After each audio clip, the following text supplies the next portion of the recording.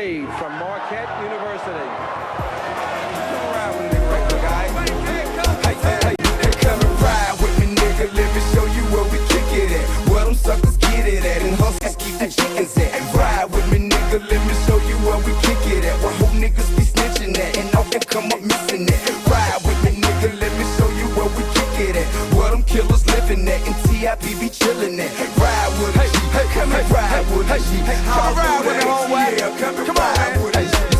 Ride through Atlanta and I found him with the double dough. Make these bitches wonder what he be in so much trouble for. I'm touching folk. Anytime they try and grand hustle folk, I'm busting folk. What the fuck we argue, fussing, cussing for? You lucky hoe, a couple years ago I'd probably cut your throat, but fuck it though. What I'm spending something on another for. This well-known flow. Man, I got this shit from Simpson Road. Adamville, born home, center, hill is on for a drop top, flip flop, shine is the chrome glow. Tip pop out the roof, hey, what he up and hurting home for with long dough. Shit, he just doing what he known for. Blow a drone 24, living how the song go. Rubber burning, turning corners, beating like a Congo. You try to jack a pull the strap, say South Fronto. King of the South, every hood's head honcho. I'm West Side certified, go where the fuck I wanna go. Ride with me, nigga, let me show you where we kick it at. Where them suckers get it at, and hustlers keep the chickens at. Ride with me, nigga, let me show you where we kick it at. Where whole niggas be snitching at, and all can come up missing it.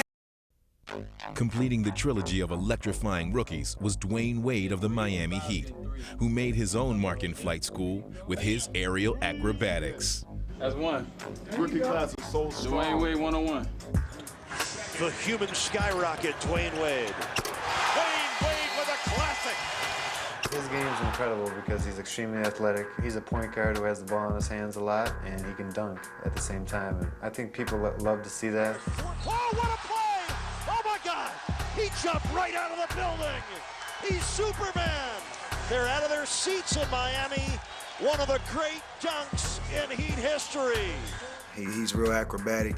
You know, he has a great first step, you know, and he's able to finish with dunks, and I think that's what puts him on another level. Oh, baby. Dwayne Wade. He been a showstopper or what?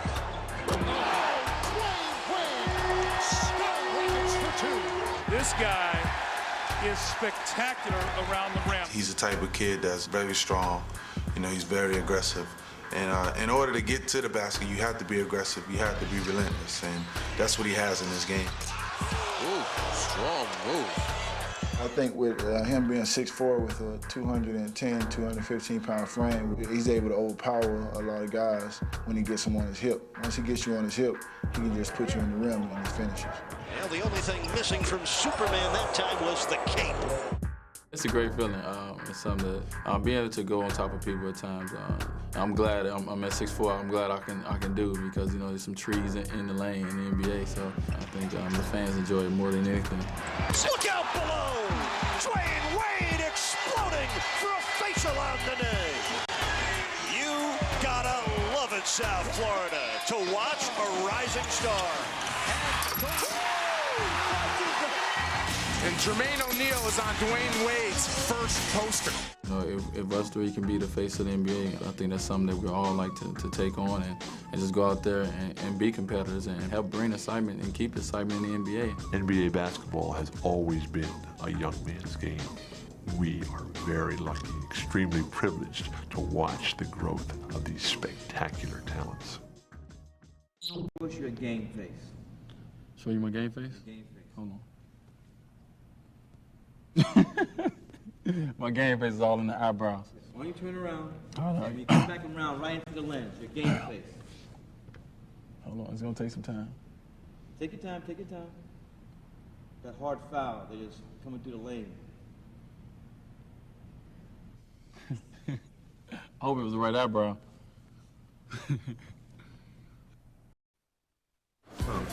Very simple. It's me and you Talking. talking. Okay. No cameras here, Okay. no crew. Just me and you talking. Gotcha. Chill. All right.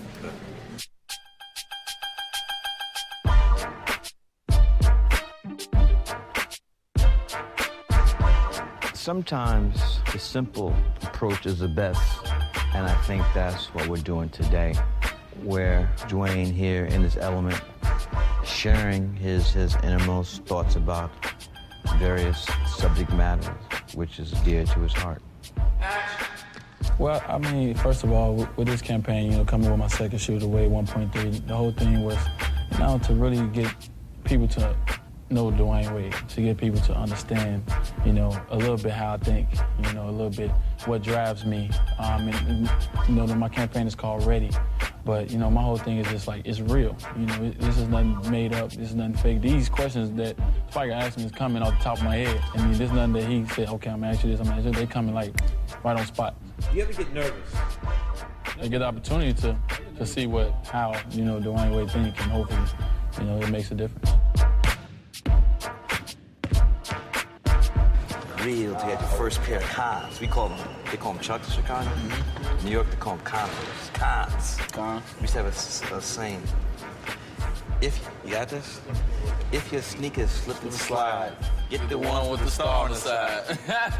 Ask your mom to empty her purse to get the ones that say Converse.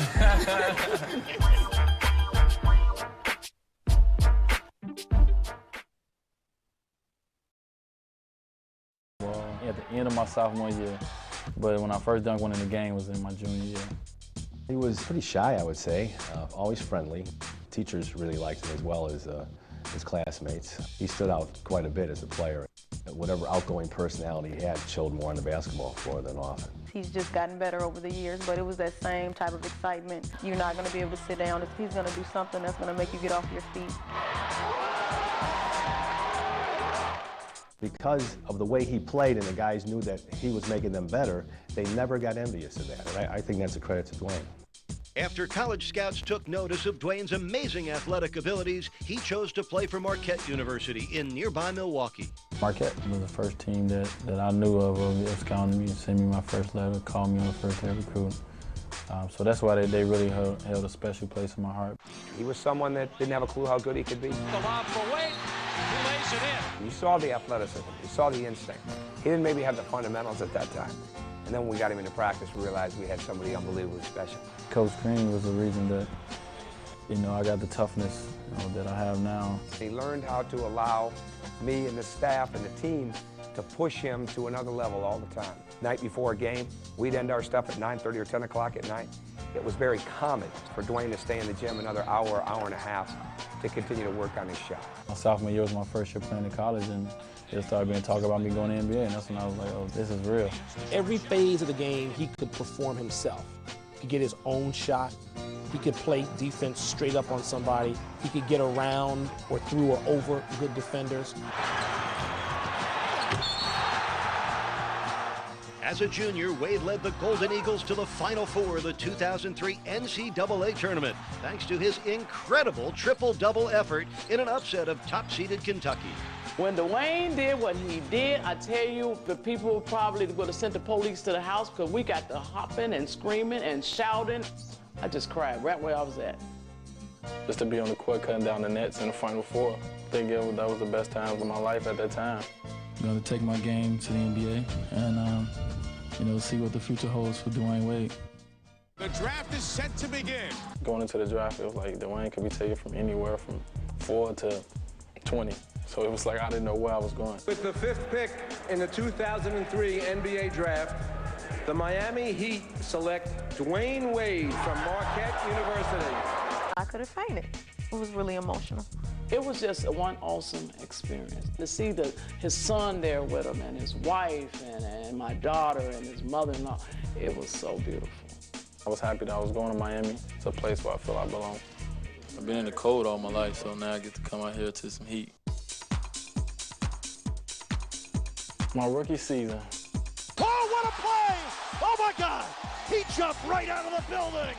He's Superman! It was a dream come true. I'm starting as a rookie in the NBA.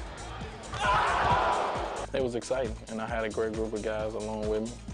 In his first year in Miami, Dwyane averaged just over 16 points a game, establishing a Heat rookie record. He was also a unanimous selection to the NBA's all-rookie first team. His coming out, if you will, had to be during the playoffs his rookie year. He really stepped up and played, unlike a rookie, played much like a veteran player. Maybe game one will be decided right here. Wade puts it up. It's good! Yeah, baby! That was a defining moment in my career. Stan Van Gundy went to the rookie and he delivered. Inside the Heat is brought to you by Jersey Mike Subs, celebrating 50 years. The 32 mile per gallon Mercury Milan. Following his sensational rookie year and the playoffs, Dwayne Wade played for Team USA in the 2004 Summer Olympics. And that team did not win the gold medal, instead settled for bronze. But it was the Heat that struck it rich later that summer, landing All-Star center Shaquille O'Neal in a blockbuster trade.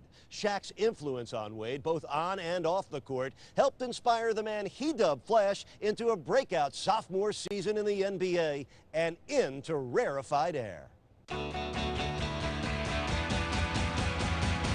From day one when he came in and, he said this was Dwayne Wade's team, I think that, hit the buzz that, helped me excel to where I am now so fast. I'll give him tips every now and then, but experience is going to be the best teacher for him. I think Shaq's influence over him is one of a big brother to a little brother. He gave Dwayne Wade more confidence. Dwayne, you can take over the game, just go out and do it. Wade has the ball, and the game is in his hands. He puts it up. It is good! He did it! Dwayne Wade has won the game! Last year, I think he gained a genuine respect on the part of a lot of people that he has the ability to take a team to another level. Wade comes back to her. Oh, baby! He had a breakout season. Great season, Everybody put him on the map as, being one of the dominant players in the league. In his second season, Dwayne was selected as an Eastern Conference All-Star for the first time. Great intelligence, a great humility, and just a great demeanor to remain calm and to remain focused on what he can do. It makes him very special. His favorite moment of the season was his buzzer beater on Broadway. 3 seconds left. Wade steps back. Yes! He won it! He won it! Dwayne Wade won! Yes, baby! After the shot, I think I seen everybody from not only the coaches, the PR, the media, everybody was happy that it happened on Madison Square Garden on that floor at that time. So that made me feel good. In the 2005 playoffs, Dwayne Wade was the most electrifying player in the NBA. Every time he has the ball in his hands, you stop and you focus, and it's like everyone else around him is in slow motion. He averaged more than 27 points a game in the postseason, leading the Miami Heat all the way to Game 7 of the Eastern Conference Finals. He has the ability to just change games. Oh, he's unbelievable! He's one of those guys that does things and you go, wow. And Wade at the buzzer. Got it! Dwayne Wade from half court. Oh my goodness, he is living large.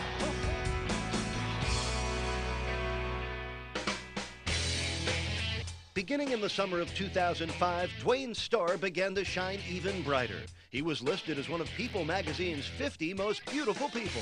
There's a lot of people in the world, and I don't think I'm one of the 50 most beautiful people. Dwayne have always been a beautiful kid to me, but I'm his mother. What am I supposed to say, huh?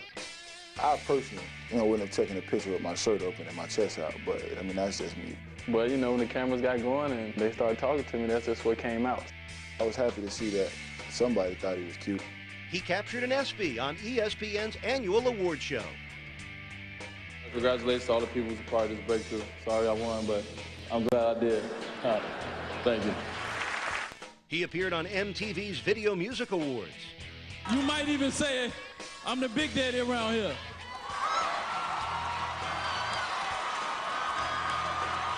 There's only one big daddy in Miami. Am I right, Miami? To be in Miami and have the fans greet us the way they did when we came out, it was great.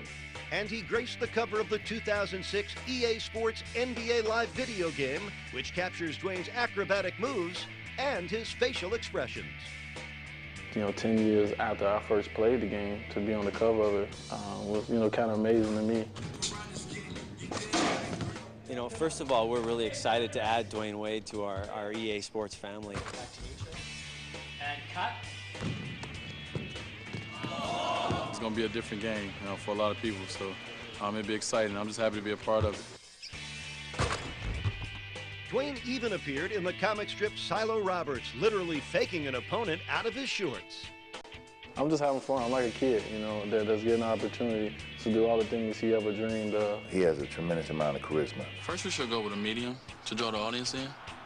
Then we should go real wide. I'm just being me when I'm doing it. I think that's why it feels good. Henry Thomas has been Dwayne's agent since he turned pro in 2003. He is part of CSMG, based in Chicago.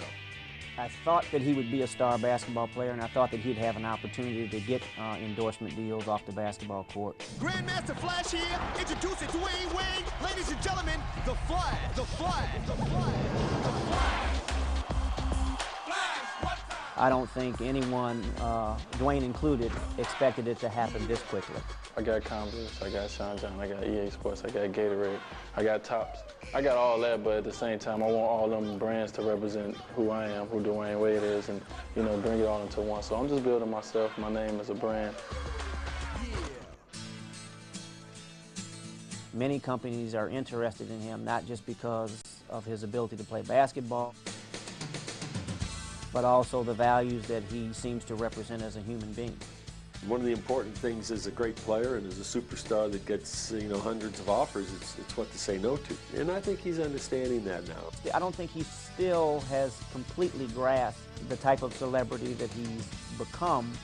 Some of these relationships that he's building now that are endorsement relationships hopefully can end up being partnerships that will last well beyond his playing days. And that's something that's important. It's game day. Gear up with the best college football preview show in the state.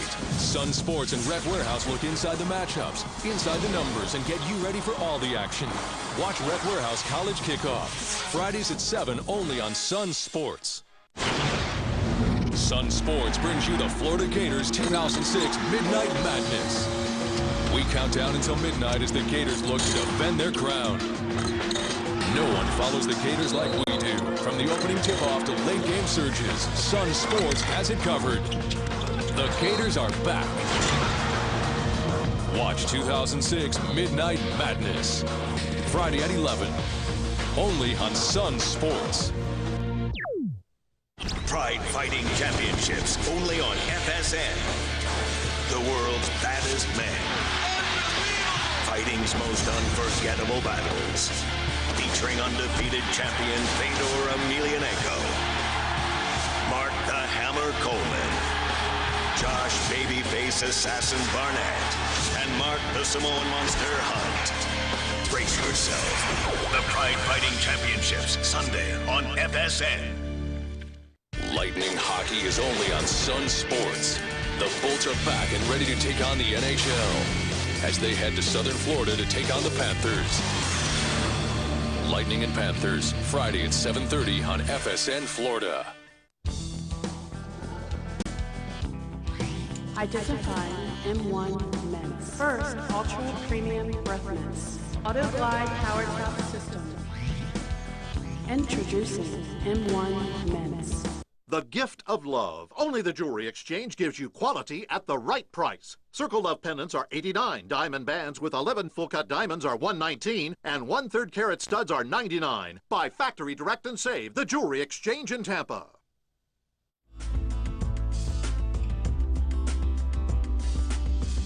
From the ESPYs to the MTV Video Music Awards to his association with a top video game, Dwayne Wade's many successes on the court have made him a top attraction off the court, especially on Madison Avenue. Wade's portfolio now includes his own signature shoe with Converse, a significant step for Dwayne Wade and his management team.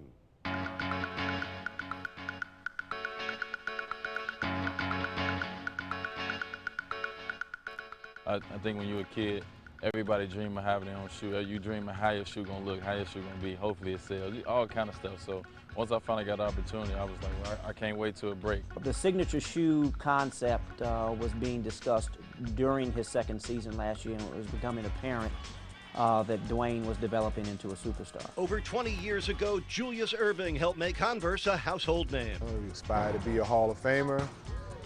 Having your own shoe goes with the territory. The Wade is Converse's first signature shoe since Dr. J took flight. If you're the man on your team and one of the best players in the league, then a signature shoe is badge of honor. To have a signature shoe created for you is unbelievable. It's not too many people in sports who gets a signature shoe. It's all about marketing. I taught him how to use the free marketing world, and I just told him to be yourself, and I just told him that once you're yourself, people will accept you for you. Dwayne and Team Converse looked over thousands of different shoe designs to come up with the Wade. It's not an easy process. You know, a lot of people think that, you know, they probably just bring a shoe and they just say, okay, this is your shoe. No, I want to be a lot hands-on. Shoe's not good. If the shoe is ugly, they're going to say, man, them D-Wades is terrible. Kids look up to you. You want them to wear your products, and you know, every little kid's gonna have their favorite player. The shoe that you're gonna be wearing for the whole year. This is a shoe that everybody's gonna be identifying you with. This is my first shoe. This is a shoe that I will remember for the rest of my life. There are hidden jewels in the product, the .08, which obviously is indicative of some games that Dwayne won against the Utah Jazz and against the New York Knicks. And it's just simple with black and red on it, and that's me. I'm a simple person, but also it catches your eye, and that's the way I look at myself. Put your own personality in the shoe. I mean, if you don't like something, then you don't like it. I mean, and that's the reason they show you the shoes. This shoe was, I mean, I had a big help in designing it because I'm very picky. And I know a lot of young kids coming up is probably very picky also, so hopefully this is a shoe that will sell.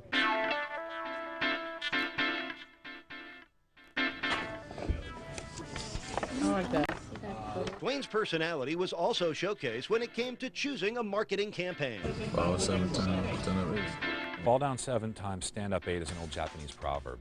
And the whole thing it's a little bit longer, but the general message is still there the same. It's basically, if you get up one more time, then you get knocked down in this world, you're going to win. And down to the floor is Dwayne Wade. Dwayne always, when he or even if he walked, Dwayne seemed like he would just trip over his feet. He fell all the time. Falling all the time is what Dwayne was asked to do when it came to filming his first Converse commercial. Over the course of 50 takes and 8 hours, Wade dove on the floor to recreate what he's done all his life. Dwayne fell for God knows, I don't know how many years, so he learned how to get up. And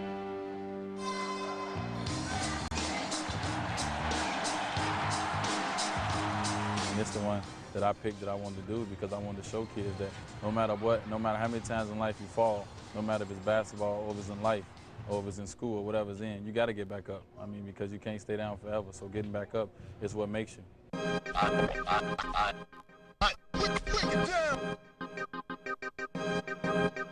Part of the Wade marketing campaign meant attending an exclusive party in New York City, where Dwayne saw his Converse billboard in Times Square for the very first time. It's real awesome, man, to be in the middle of Times Square and to see thousands of people be around, and then they look up and they're going to see your billboard, you know, right in the middle of Times Square, man. So it's a dream come true for me. Refreshing, actually, to see his reaction to some of these things. The first time he saw a billboard of himself in Times Square, he called me up and he was like a kid on Christmas Day. At the release party, Wade took a moment to do some publicity for the shoe. I want to thank everybody for coming out. I hope you guys having an unbelievable night. I mean, this is history we're making here. It was a moment in history shared by his closest family and friends. This is my moment. This is a special moment for the Wade name and the Wade family and Wade Converse. So I'm living a dream. The next step for Dwayne was wearing his shoe on opening night against the Pacers in front of a national audience. Every day I lace them up. You know, I look down, you gotta look, and you know, I see my name on the shoe, and it just makes me, you know, warm-hearted and smile inside. Isn't that fantastic? I'm asking you, isn't that fantastic? Yes, he has his own shoe. We're actually walking around now in Wade's shoe. He sort of giggles sometimes at it, almost like it's not real. I'm telling you, this thing is so huge to me. His shoe, Lord, you got him his own shoe. What's next? Something that I didn't think would happen so fast, but you know, it's a good thing. He's all right. He's still here. He's still surface, you know? On the court, I'm Flash. Off the court, I'm D-Wade, and when I'm with my family, I'm Dwayne. His main job is to be a basketball player, and I think he knows that, but he will, like everybody else, take advantage and deserves to take advantage of these opportunities. I've developed a lot of respect for him for that because I've seen guys in his position that so much is thrown at them at once. you know, at a young age, and they didn't handle it too well off the court. He's a great, humble guy, and sky's the limit for the young man. The same person that he was when he walked in here day one. You know, he's taking it, you know, in the right stride. You know, he's not getting too big for his britches. He's become a superstar. He hasn't let it get to his head where I'm this person. He still signs autographs for everyone. He takes pictures with people. He takes time out to stop and do things like that. And that's what a superstar has to do. But he's still a guy where he wants to still have fun. Dwayne is a brand asset. He's not necessarily, I think, a performance asset or a basketball asset. If he does and meets the expectations that he places on himself, both on and off the basketball court, I think not just our brand, but a number of different brands, I think he will leave a mark on Converse and he'll leave a mark on basketball. So I think with a person like him, there's a big picture, and I think Dwayne understands that, and we do as well. Inside the Heat is brought to you by Jersey Mike Subs, celebrating 50 years.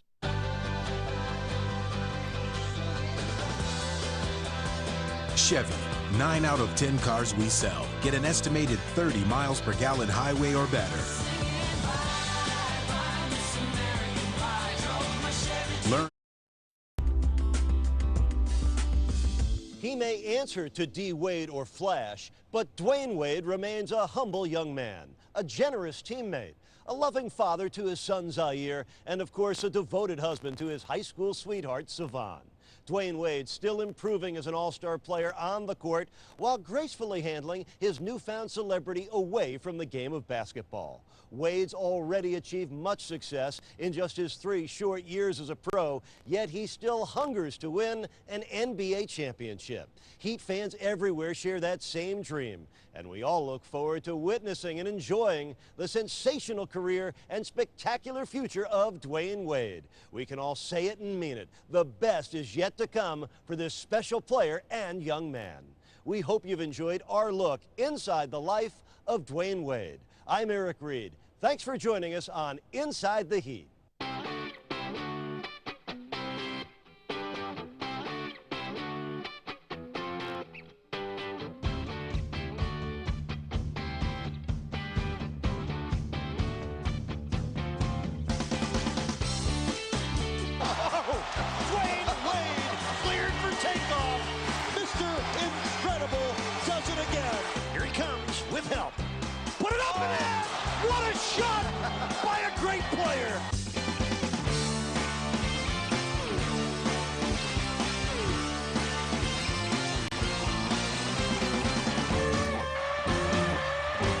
To the basket, right hand jam. An amazing play by Wade, one of the great dunks in Heat history. Oh, what a move, Dwayne Wade.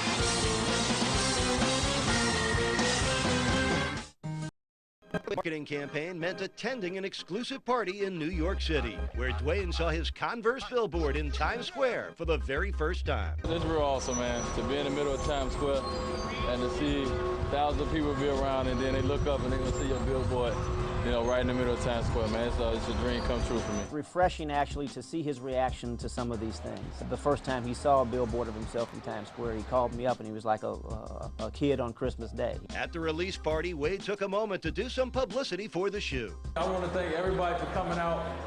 I hope you guys are having an unbelievable night.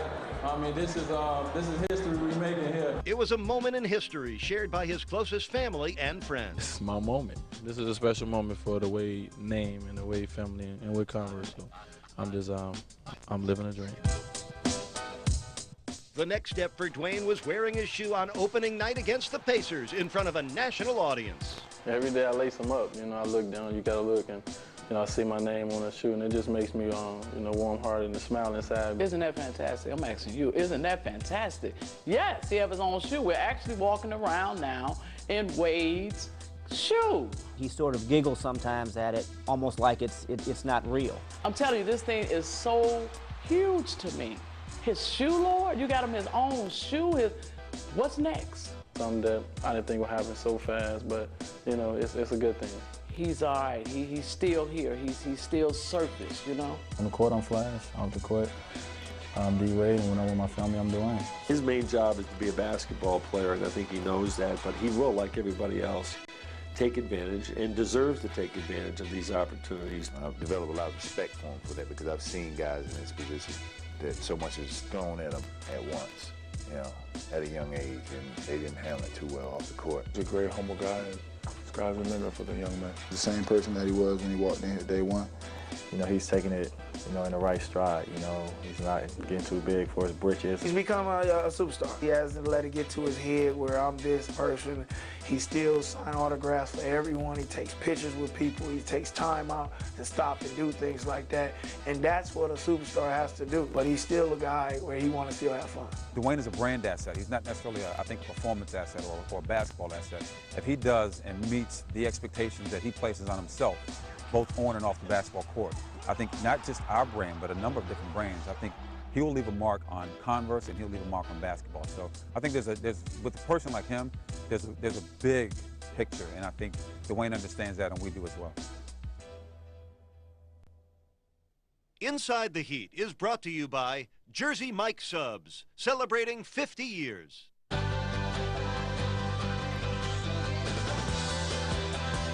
Chevy, 9 out of 10 cars we sell get an estimated 30 miles per gallon highway or better. Learn.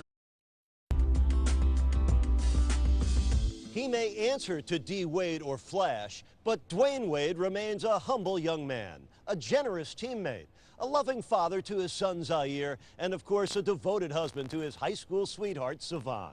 Dwayne Wade still improving as an all-star player on the court while gracefully handling his newfound celebrity away from the game of basketball. Wade's already achieved much success in just his 3 short years as a pro, yet he still hungers to win an NBA championship. Heat fans everywhere share that same dream, and we all look forward to witnessing and enjoying the sensational career and spectacular future of Dwayne Wade. We can all say it and mean it. The best is yet to come for this special player and young man.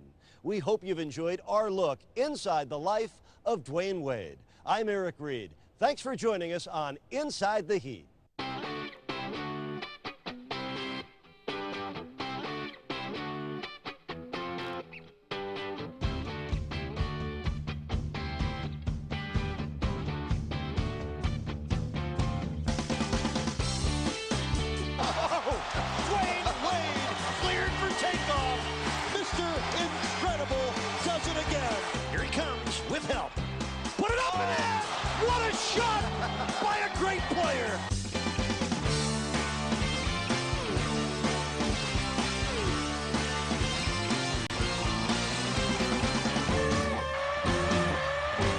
To the basket, right hand jam.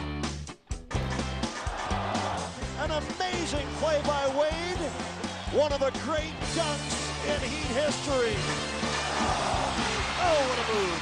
Dwayne Wade.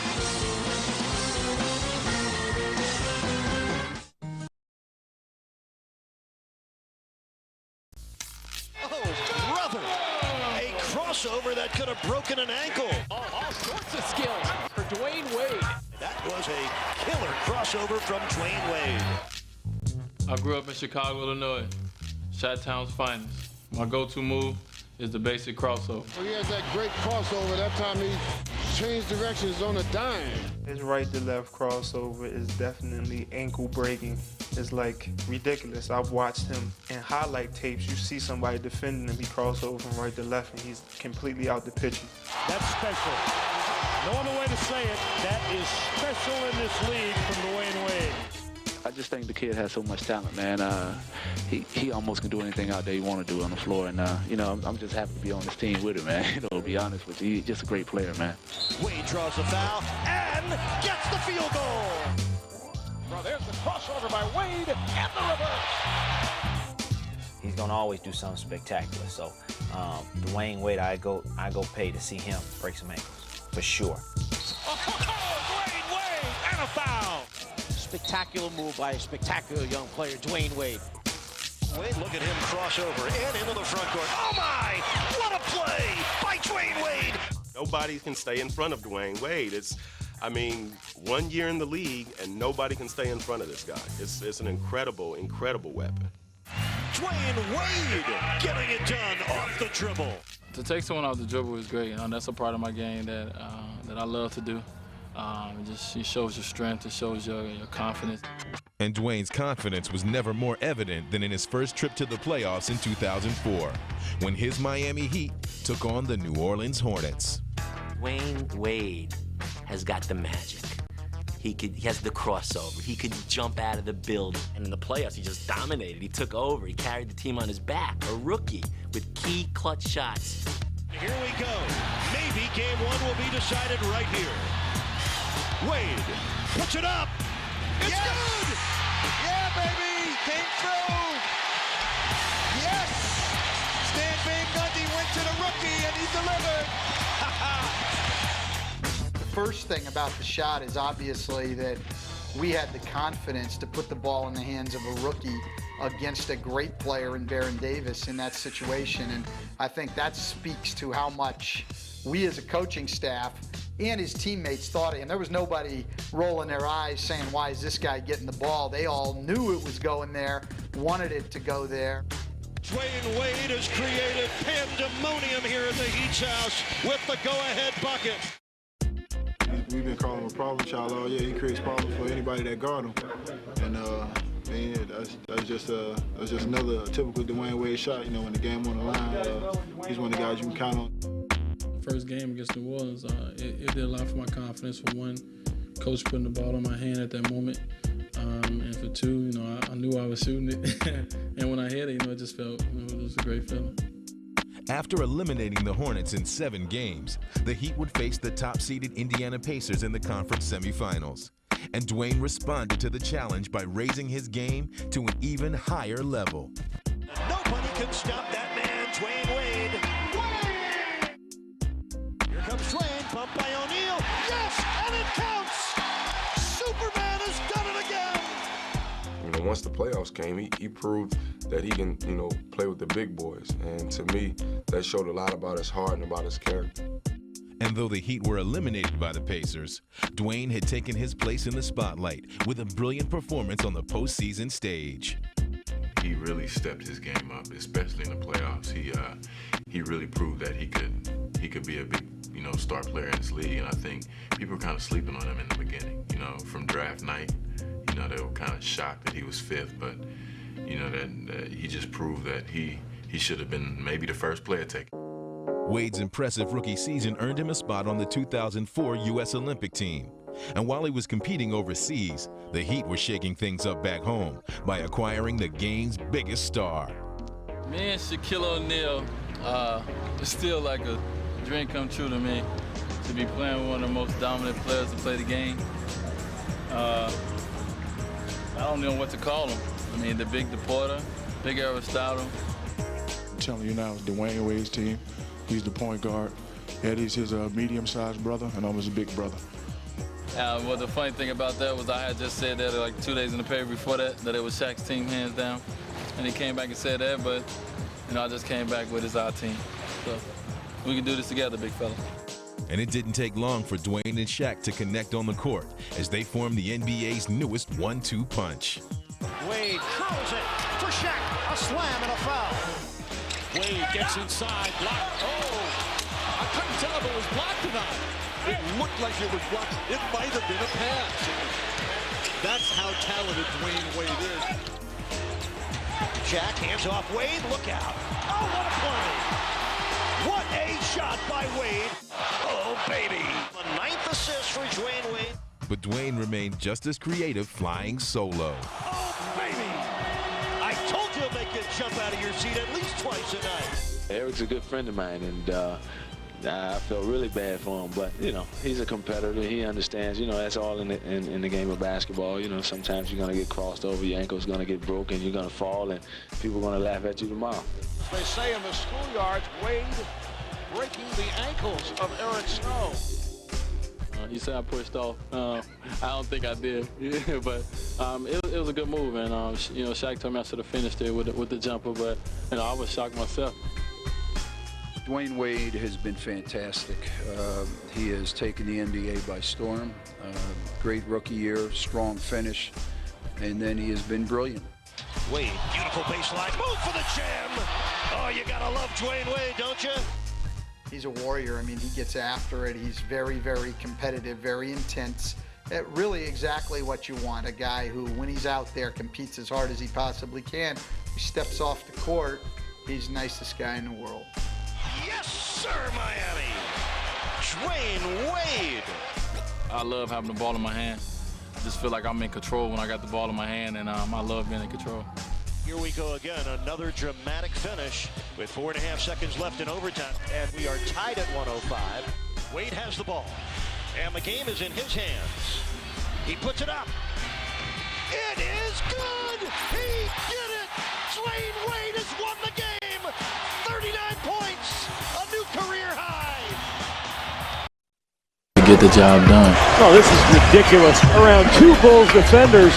I feel like I can get it done if I got the right focus. Wade finding an open area inside, drives hard, draws the foul. Oh! Wade puts it in! So I try to put it upon myself.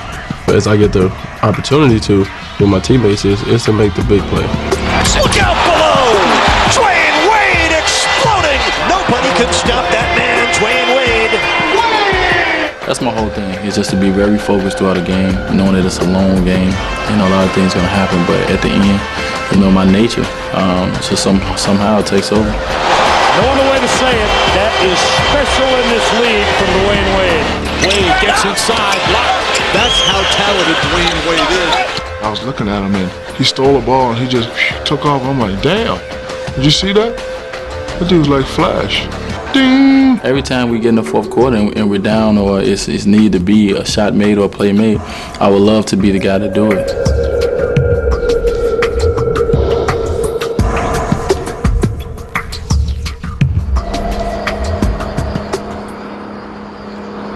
I first took note of him when I was with the Lakers and we were in the playoffs.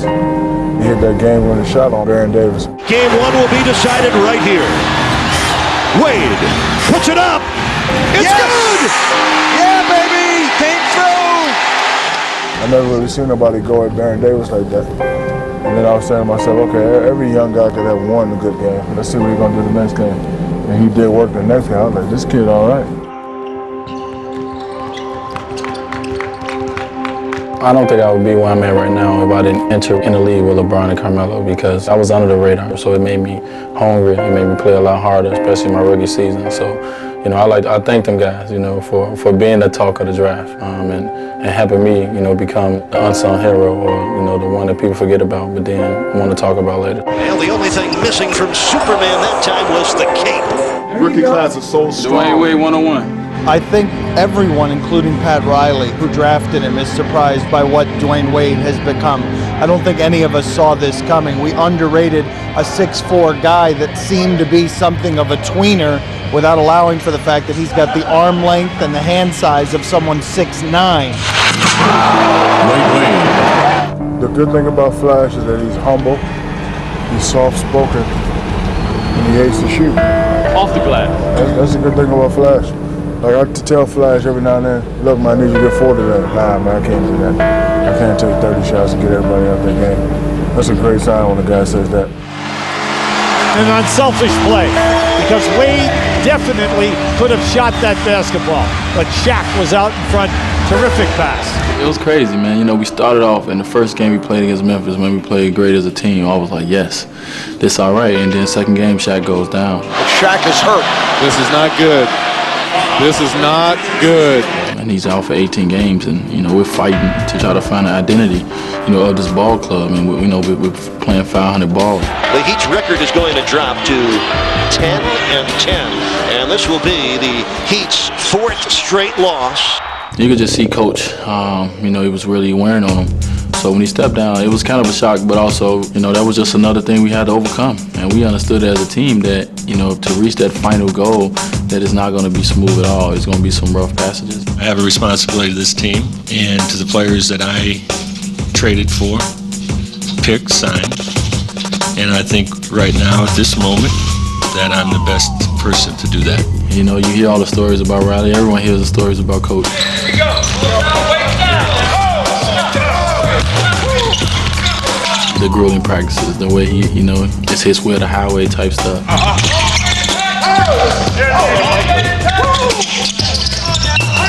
But he came in right away, and he kind of said, guys, I wasn't prepared for this. I'm going to go and let you guys play, and I'm going to learn, as we go on. Hey, this guy's showing here. Just throw the thing back.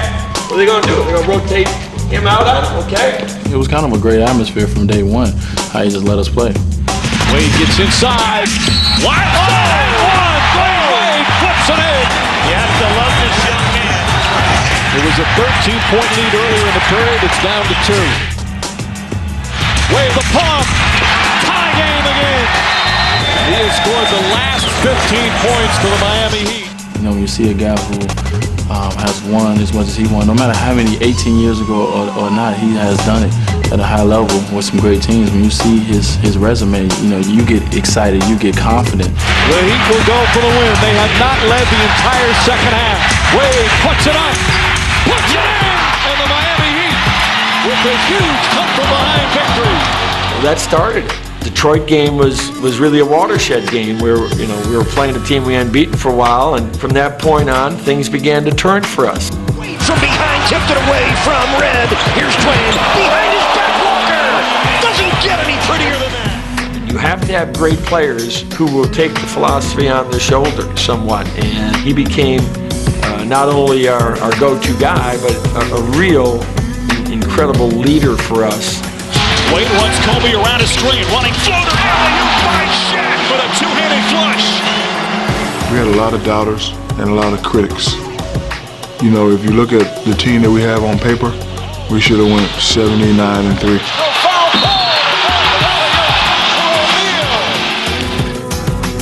And then you seen the team confidence coming. Certain games when we play together, it was like, wow, it's going to be tough to beat us.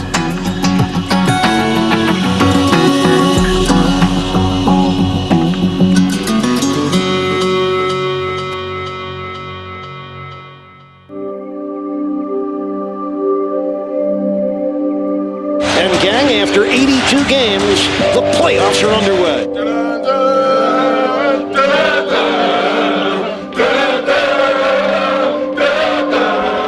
Feeling good. Gotta come with it. Wade curls it for Shaq. 5 seconds left in the first half. Williams taking all the way. And Scott Skiles has to be. Oh, the steal! He will take a 2-game lead to the United Center for Game 3. To me, it was the hardest round for us because of the pressure that was put on this team. You go out and you lose the first round. A 2 seed lose to a 7 seed it's disappointing. Here comes Gordon with Nocioni. Oh, beautiful pass to Aldridge. A 12-0 Chicago run. Another deflection turns it against Miami. 11 turnovers. It was a lot of pressure, and that's why you seen me and Gary have a little disagreement in that series. Because everyone wanted to win so bad. Gary Payton and Dwyane Wade having words, and Riley will step in there. This is a team with championship aspirations, and they are clearly on edge here today. And once we sat back and took a deep breath and said, well, this team is not going to go away. We understand that this is a good basketball team, no matter if they're 7 seed or not. So we got to go out there and find a way to beat them. All of a sudden, people said, okay, they're bickering, and we had words. We were getting it off our chest to say, hey, come on, I'm with you. The only way we can do that is if we all play together and we all do the little things. We did that, especially Game 5 and Game 6, that we know to put the series away. Wade for 3. Oh, baby! The Miami Heat will advance to the second round of the Let's go, man, let's go!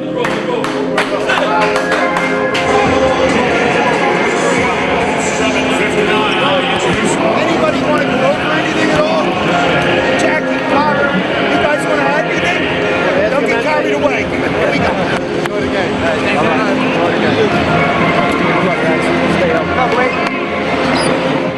Well, of course, New Jersey got great players, and Jason Kidd, Vince, and Richard Jefferson. So anytime another great player is on the court, it always helps. Step your game up, but step your focus up more than anything. This one is in the books. The Nets 100. The Heat 88. And I think on New Jersey, my focus has to be, at the top of his game. Wade spin cycle. Beautiful move by Dwayne Wade. It's either off to the Eastern Conference Finals or up to New Jersey for Miami. Kent far wing. Here we go. To inbound. 1.4 left. They need a basket to win. Kidd looking. Kidd. Bounce pass. Intercepted by Wade, and that's the ball game. Miami is off to the Eastern Conference Championship. A steal by Wade will close it out. What a way to end it. The inbound and Wade steals it. D-Wade would not be denied there.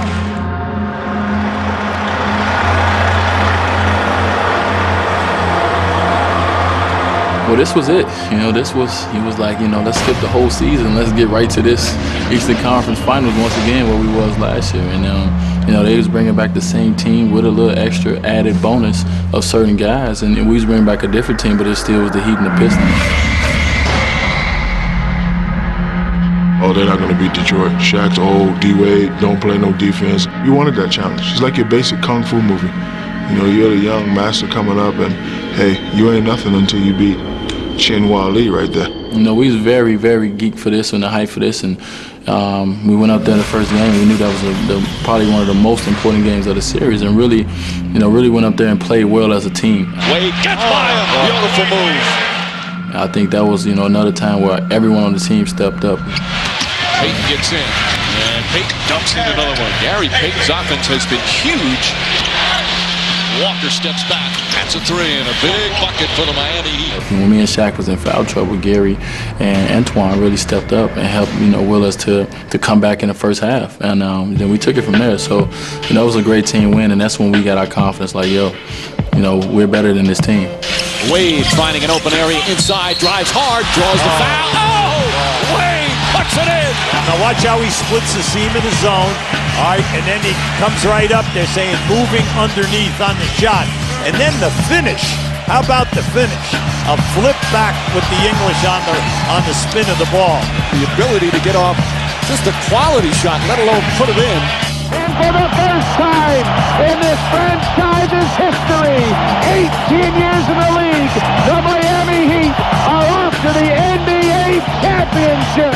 It was like we never overcame the Pistons. We always get this close, but we never can get over the hump. So to finally get over the hump and do it, kind of convincingly, really felt good to us. And to do it on our home floor really made it special.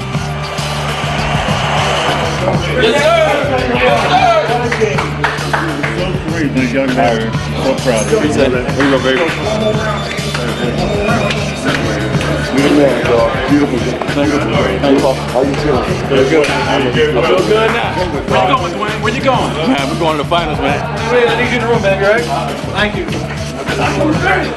That's it, guys. Woo! We was riding a high wave, but we still knew that Dallas was coming up next. And, they was a good team. So, we celebrated, but we didn't celebrate no longer than that day. How you feeling, Dwayne? I'm feeling better now. I'm feeling a lot better now.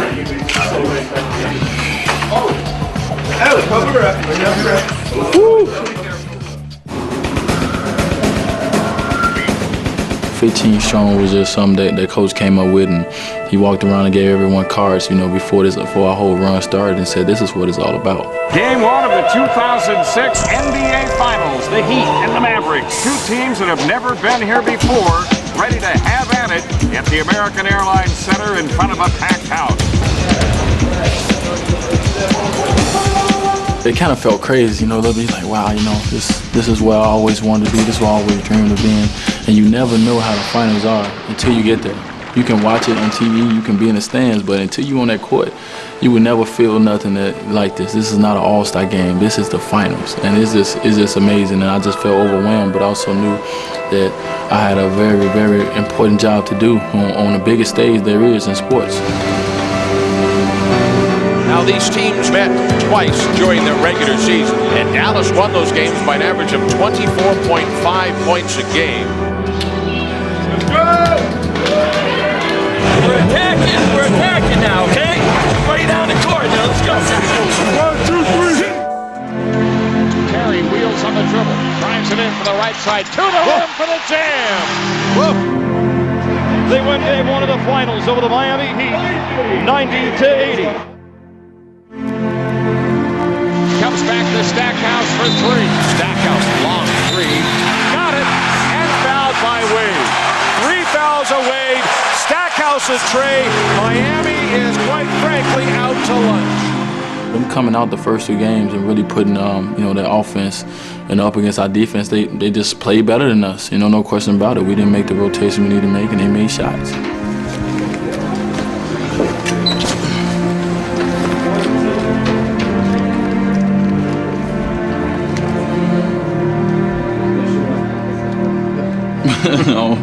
Dwayne, your thoughts leading up to this game? Obviously, very important game.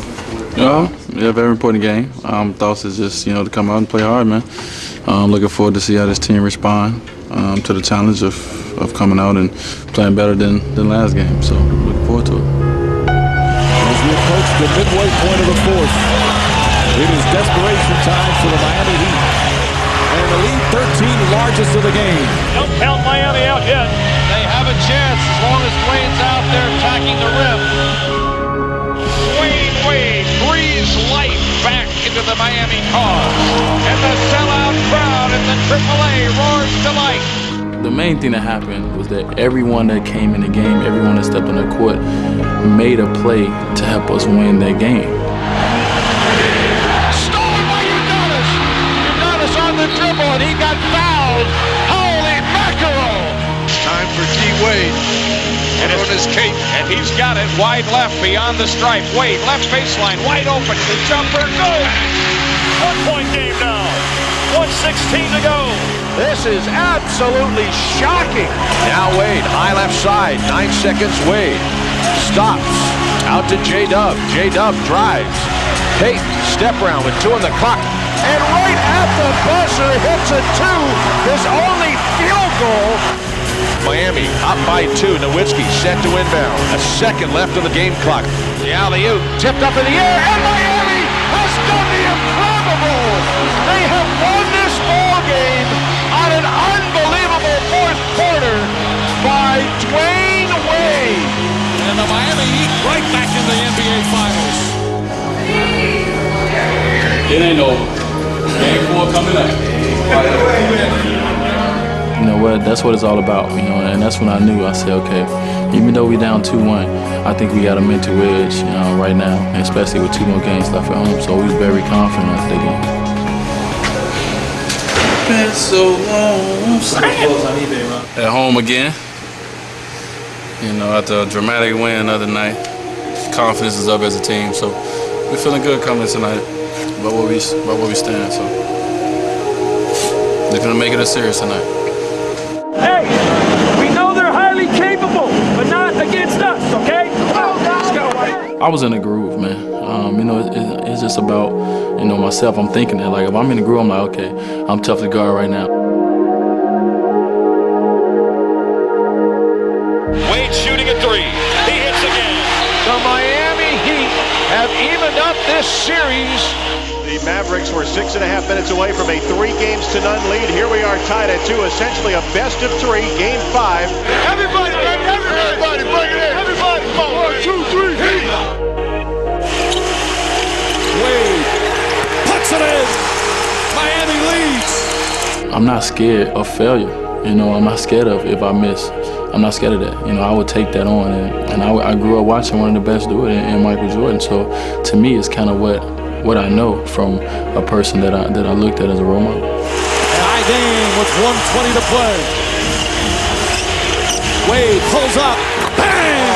Dwayne Wade again! In college, I missed game-winning shots before, and I missed clutch free throws before. Like the tension is palpable here in the arena.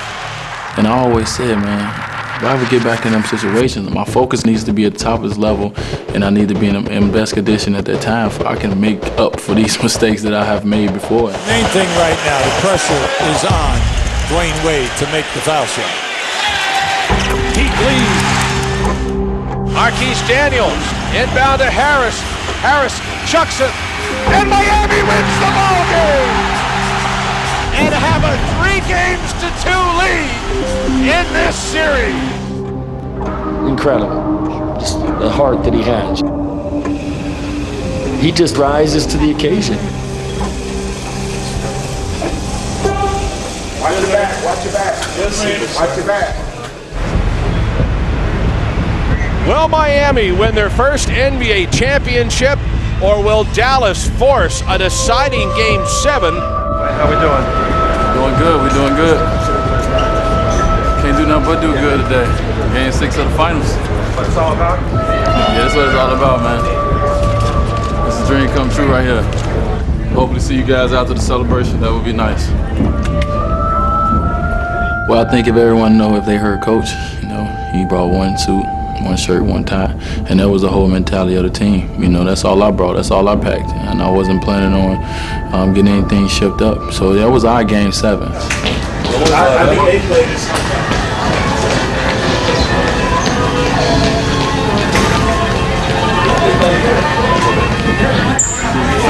You coming back me up?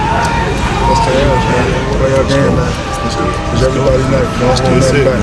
That's it. That was our Game 7 right here. It's our Game 7 right here. Pressure's on them.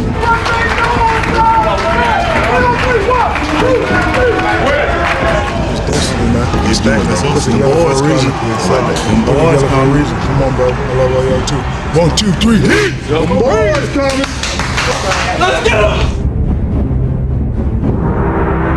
Looks it out to Posey, reposted, it's punched out by Dampier. Loose ball at the other end. Stackhouse runs it down, drives on Posey, misses a dunk. Devin Harris back, shovels to Dirk, and he gets the two-handed jam. It's all Dallas all the time, and their Heat are getting hammered.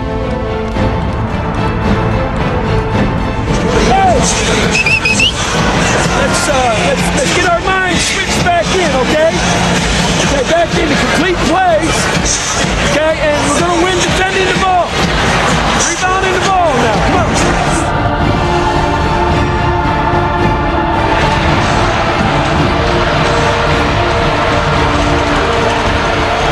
On the run, behind the back to Zone. Oh! And a monster slam by Zone. And then at the end of the first quarter, we're down 7 points. You hear Alonzo going back to the huddle screaming like, yes. And you look and you see Dallas look at him like, why is he screaming? They're losing. Well, we just knew that we took their best shot and they couldn't give us nothing better than that. Now Wade, straight down the middle of the floor. Wade, dribble, drive the lane. Wade puts his shot up, got it, and fouled Dwayne Wade. Final test. Final challenge, okay? Come on. The Heat need a basket this possession here. Wade will pop out. Daniels will pick him up top. Daniels got some height. Those long arms on him. Spins inside. Step back. Wade, the jumper got it in. Dwayne Wade. Boy, the Heat are sitting pretty right now.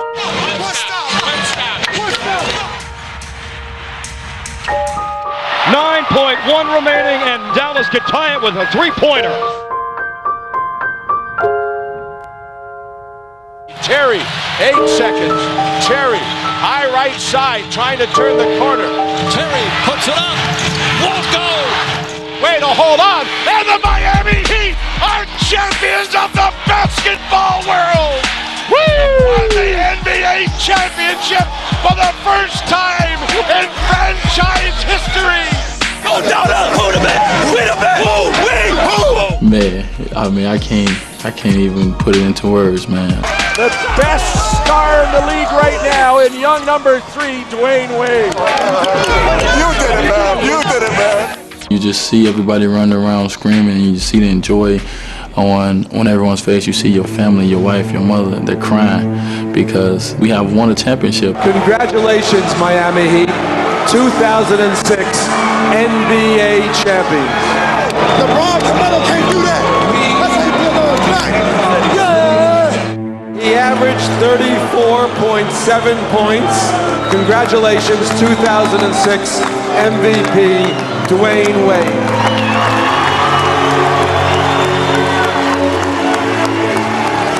I couldn't let Alonzo down. I couldn't let Gary down. I couldn't go in the locker room and see the look on them guys' faces if we would have lost the championship. I couldn't take that as a man.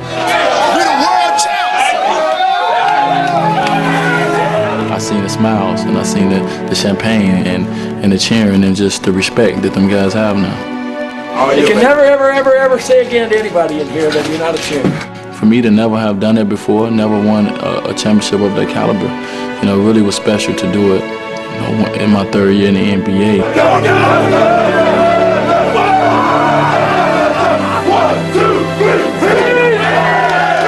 Of course, I don't want that to be my last celebration, my last moments, but that will always hold a special place in my heart because we was always doubted, but we always overcame, and that's what it was all about, 15 strong. 15 strong, guys. He walked around and gave everyone a card. He said it's 15 strong. Walk around with this card because it's a lot of doubters out there, and you guys got to prove them wrong, and the only way you can do this is stick together. In every game, he put more and more and more, and it just got bigger, and our belief just got stronger and stronger in each other, so it was always 15 strong. It's our legacy. It's how we do it. How we do it, baby. 1:16 to go. This is absolutely shocking. Now Wade, high left side, 9 seconds, Wade. Stops, out to J-Dub. J-Dub drives. Payton, step around with 2 on the clock. And right at the buzzer, hits a 2, his only field goal. Miami up by 2, Nowitzki set to inbound. A second left on the game clock. The alley-oop tipped up in the air, and Miami has done the improbable. They have won this ball game on an unbelievable fourth quarter by Dwayne Wade. And the Miami Heat right back in the NBA Finals. It ain't over. Game 4 coming up.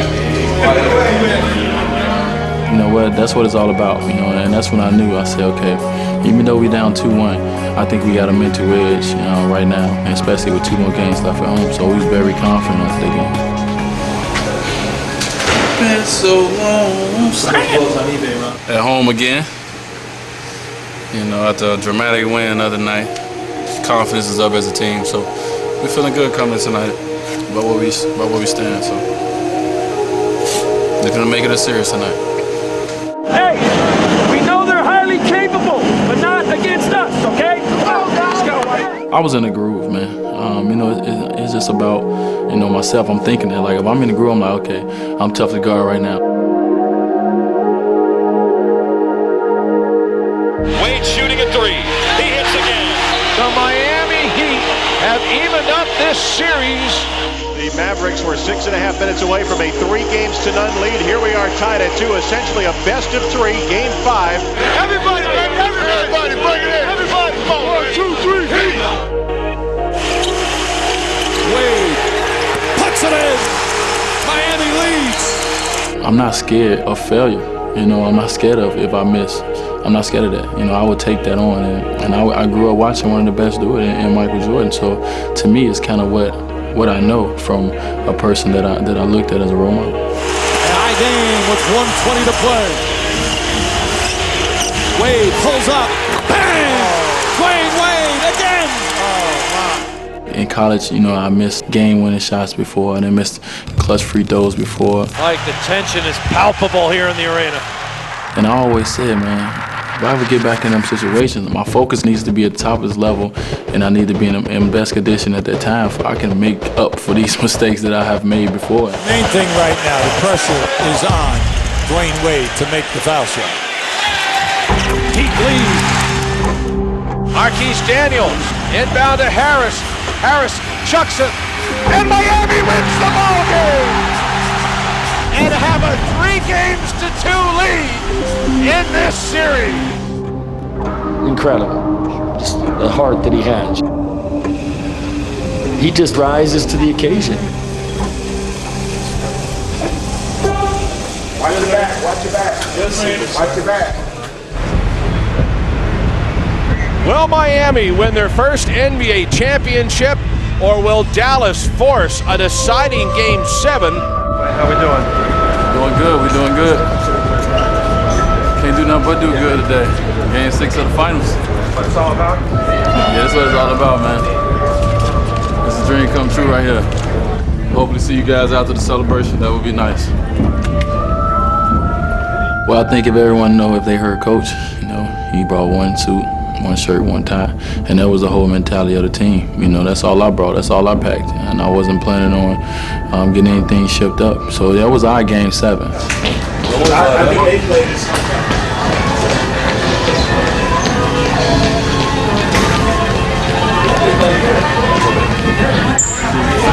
You coming back me up? That's the edge, man. Play our game, man. Because everybody's not going to hold that back. That's it. That was our Game 7 right here for them.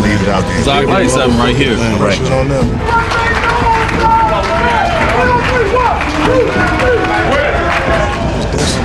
It's back. That's the boys for a reason. The boys for a reason. Come on, bro. I love all y'all too. 1, 2, 3, hit! The boys coming. Let's get him! Flings it out to Posey, reposted, it's punched out by Dampier. Loose ball at the other end. Stackhouse runs it down, drives on Posey, misses a dunk. Devin Harris back, shovels to Dirk, and he gets the two-handed jam.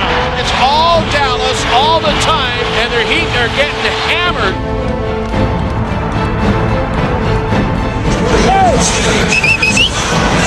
Let's get our minds fixed back in, okay? Okay, back into complete plays. Okay, and we're gonna win defending the ball. Rebounding the ball now. Come on.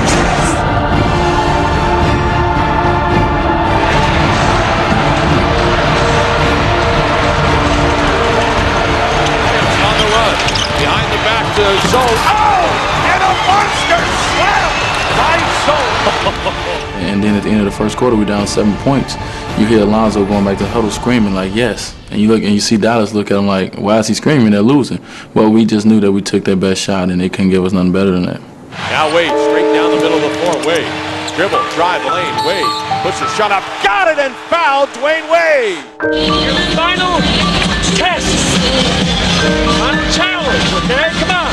The Heat need a basket this possession here. Wade will pop out. Daniels will pick him up top. Daniels got some height. Those arms on him. Spins inside. Step back. Wade, the jumper got it in. Dwayne Wade. Boy, the Heat are sitting pretty right now.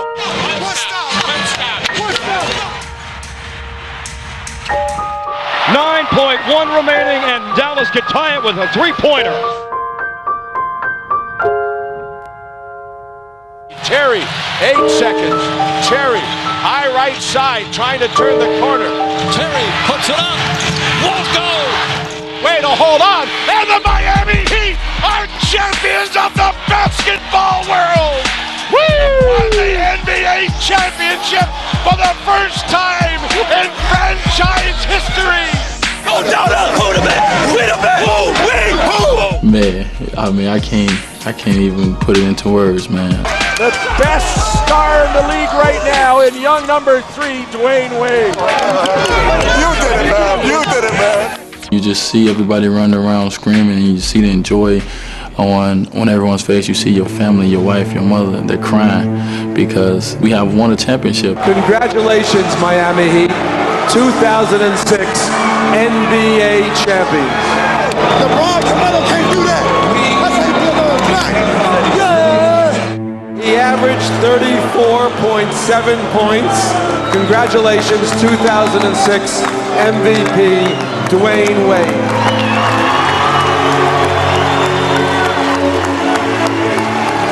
I couldn't let Alonzo down. I couldn't let Gary down. I couldn't go in the locker room and see the look on them guys' faces if we would have lost the championship. I couldn't take that as a man. I seen the smiles and I seen the champagne and the cheering and just the respect that them guys have now. You can never, ever say again to anybody in here that you're not a champion. For me to never have done that before, never won a championship of that caliber, you know, really was special to do it, you know, in my third year in the NBA.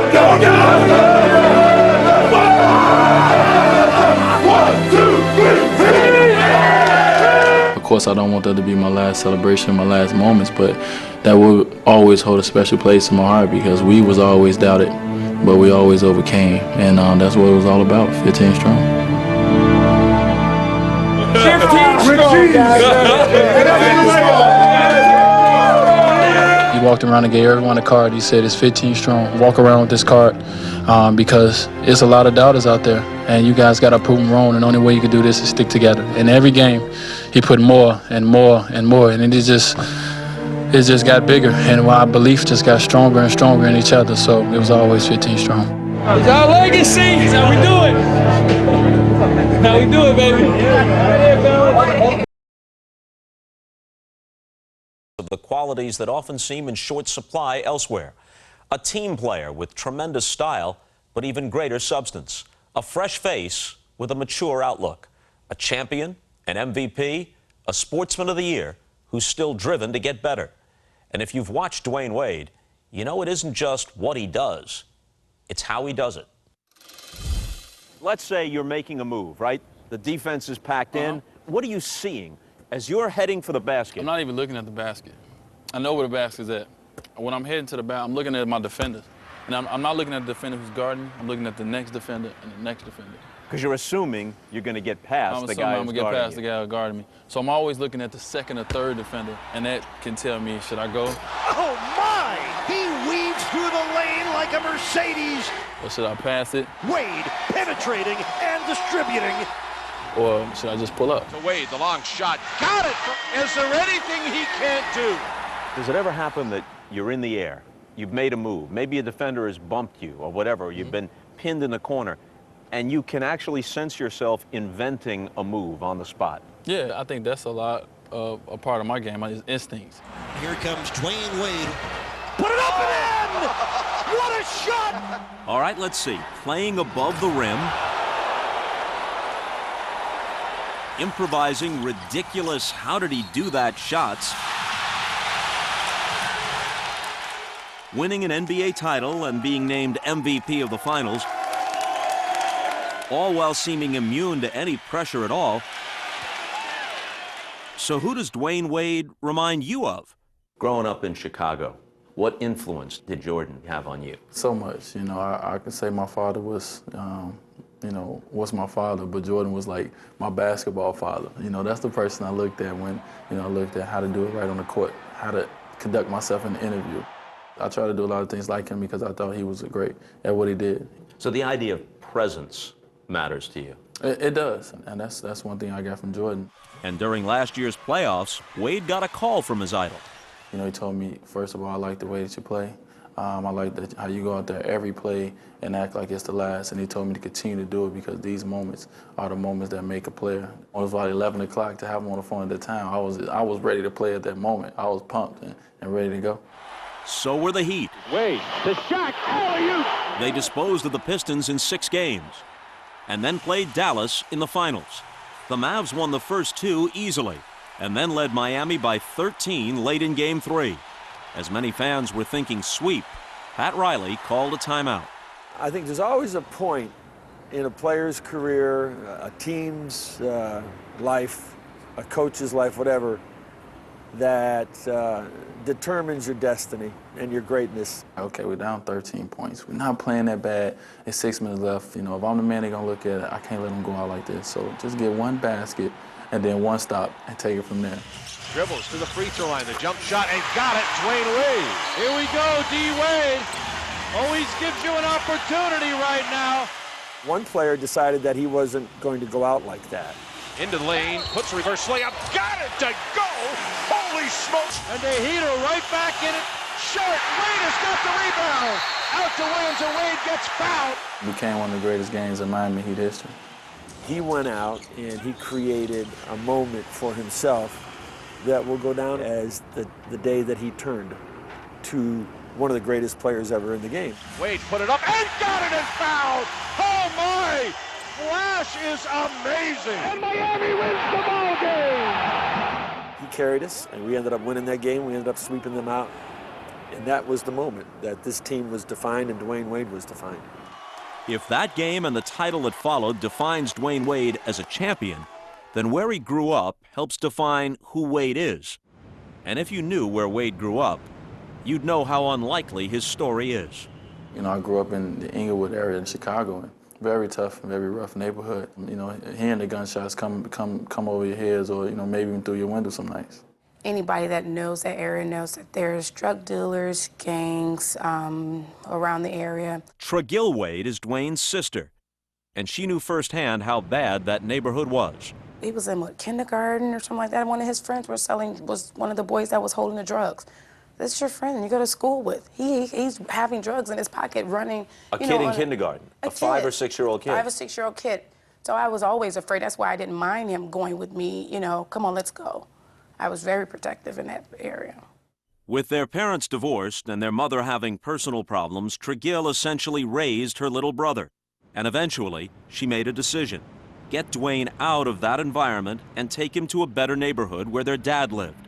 So one day, Tregill, who was then just 13, took 9-year-old Dwayne on a bus to their dad's house, though that wasn't where Wade thought he was going. She told me we was going to movies, but she went to the movies and she would drop me off. She said, I'll be back. As days went by, she never came back and got me. And I talked to her and she told me the reason why. I need a man figure in my life to really show me the way. And it happened to be one of the best things that ever happened to me. A lot of wisdom for a girl who was 13 and you were just 9. A lot of wisdom. Yeah, she had to grow up fast. I mean, she had a younger brother that she had to take care of. Do you ever have to say to yourself, it wasn't that long ago, he's playing in the streets. Now this. Yeah, Dwayne! Yeah! Is it fair to say that you were a second mom to your brother, even though you're only 4 years older? Yeah. Well, I even got Mother's Day cards from him. He felt that way. I just felt like this was my job, and that's the way my mom brought us up. You look after your little brother. But the one place Tregill couldn't look after her little brother was their father's driveway.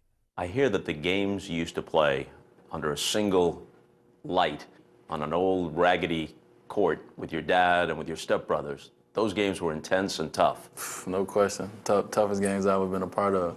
You got to stand, you got a father that's very, very competitive. It was ruthless. I don't know the words to describe it. My dad's a hard player. You can't beat me. He talks crazy. Oh, so this is what you're going to do? You're just going to fall down, When they push you, that's what you're going to do. What were those games like? Harsh. Real rough. Dwayne Wade Sr. not only played in those games, he reffed them as well.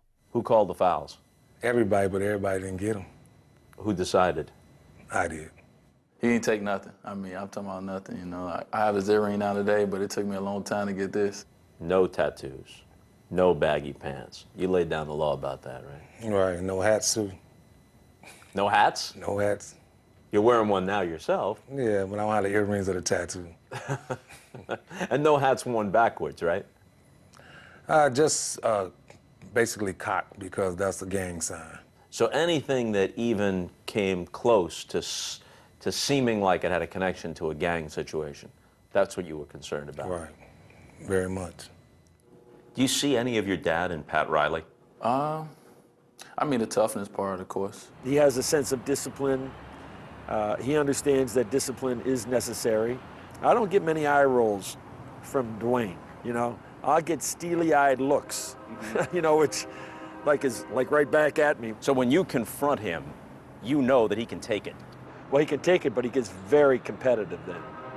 Wade was a good but not great high school player who was recruited by only 3 colleges. He had 2 good seasons at Marquette, but was mostly under the radar. Then came the game against heavily favored Kentucky, with a trip to the 2003 Final Four at stake. To Wade, driving jam, a ridiculous jam, and Wade up in Estill's face screams, "You can't stop me today!" Wade had 29 points, 11 rebounds, and 11 assists. To Wade, reverse jam! One of only a handful of triple-doubles in tournament history. Put on a show, why don't you? Still, there were bigger stars in the draft. The first pick, LeBron James. The third pick, Carmelo Anthony. The 5th pick, the Miami Heat select Dwayne Wade from... So you come in with LeBron and Carmelo, and everybody knows about the other 2. It takes a while for people to catch on to you. No question.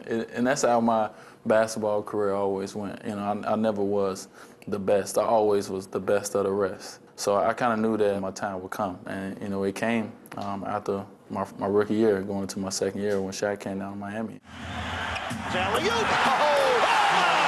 When Shaquille O'Neal came to the Heat, he brought with him stories of his many feuds with Kobe Bryant. People wondered how things would work with Wade. Shaq addressed that the week he got to Miami. We talked about everything that happened in L.A. and you know, we sat down man to man and said, well, that will not happen here. And we just was friends from the jump. And I think that meeting was a big reason why we never had any problems. And so, while LeBron James and Carmelo Anthony were getting all the build-up and publicity, it was Dwayne Wade who got the ring. And don't think Wade hasn't noticed. People who know you well tell me, genuinely nice guy, but there is a relentless competitiveness in this guy, and he'll take little slights, real or perceived, and he'll use them to motivate him, which is something that Jordan did too. Oh yeah, I always had people tell me that I wasn't gonna make it. Every time I step out on the court, I keep the doubters in the back of my mind, and then I smile because I know that I done proved them wrong. You can't find many critics of Dwayne Wade these days. Even Dwayne Wade Sr. must be impressed by now. He says you don't like to give him outwardly too much credit. That was just building character. How do you feel about it now? Same way.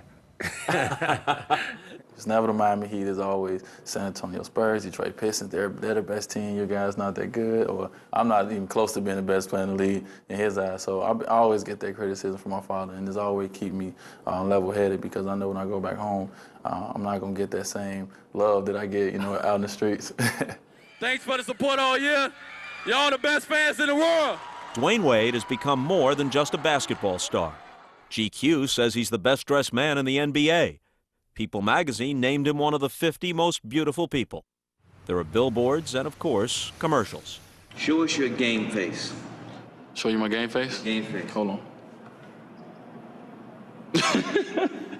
Right about the time you came into the NBA, the league, in the view of some, was in crisis. Yeah. This whole idea of style, this appealing style of the NBA, had morphed to some extent into a kind of thuggery. Mm-hmm. For lack of a better analogy, it had gone from a jazz thing to the worst of a hip-hop thing, and people thought there was an image problem. Did you agree with that? I knew it was a problem, and that's why when I got an opportunity to come in, I was hoping that I could be a part of the change. And people look at it and say, he's doing it the right way, do it like this or that. I mean, it feels great to me. And who he is, by most accounts, is an old-school guy with a new-age game. Wade married a girl he's known since the 4th grade. They have a 4-year-old son. On the court, he plays smartly and unselfishly. Too good to be true, right? Well, there was that one night in high school. I just got done blocking the shot, but the ref called a foul, and the crowd was just on me, so I just walked by and I just flipped them off. You flipped them off? I just flipped them off, and then for them 5 seconds, it felt great. But once, I came back to reality, and I started thinking, all right, I gotta go home tonight, or my father's watching, or my coach was very strict. I gotta go over and talk to him and realize what I did wrong, and didn't want to do that again. So the Sportsman of the Year can have a little edge to him. I believe you have to. If an opponent look in your eyes and they don't see the burn, then you're not gonna be Sportsman of the Year. So you gotta have a tiger inside when moments get tough, when times get tough, and that's what I think. That's what's built inside a Sportsman of the Year.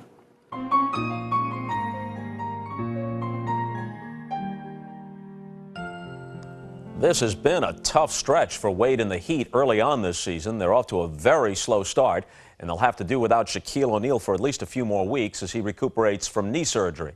Wade, though, is right where you'd think he'd be, among the league leaders in both scoring and assists.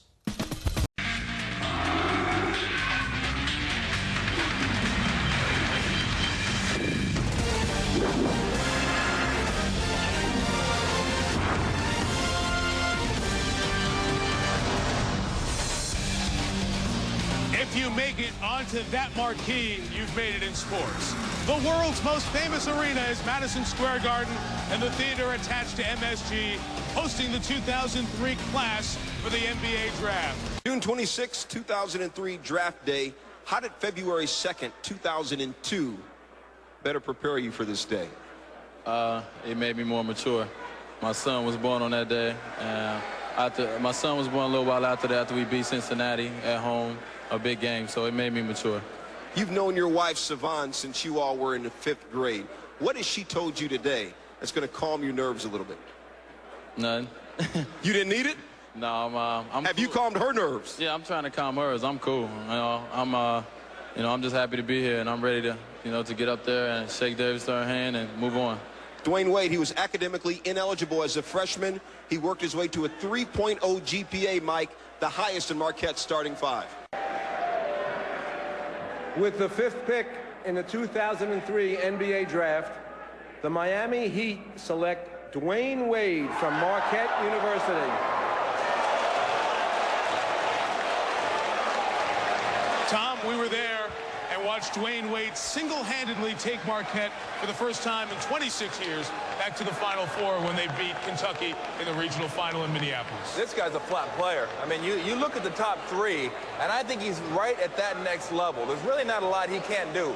They questioned his shooting. I think he shoots fine from mid-range. He's a physical two-guard. He can get out and defend long arms, and he's not afraid to take it to the hole. He can draw contact and finish. I love this guy. I think he could be a multiple All-Star in a couple years. A hug there from his college coach, Tom Crean, who they were so close. And there you see his wife. What a happy moment for them as well. Greg, Dwayne Wade in the NBA, can he make it jump smoothly? Oh, he won't have a problem making a jump. The problem is if you're Miami, where are you going to play him with Eddie Jones when your need is point guard? That's my only concern there. That could be a big problem for them if they can't make a move.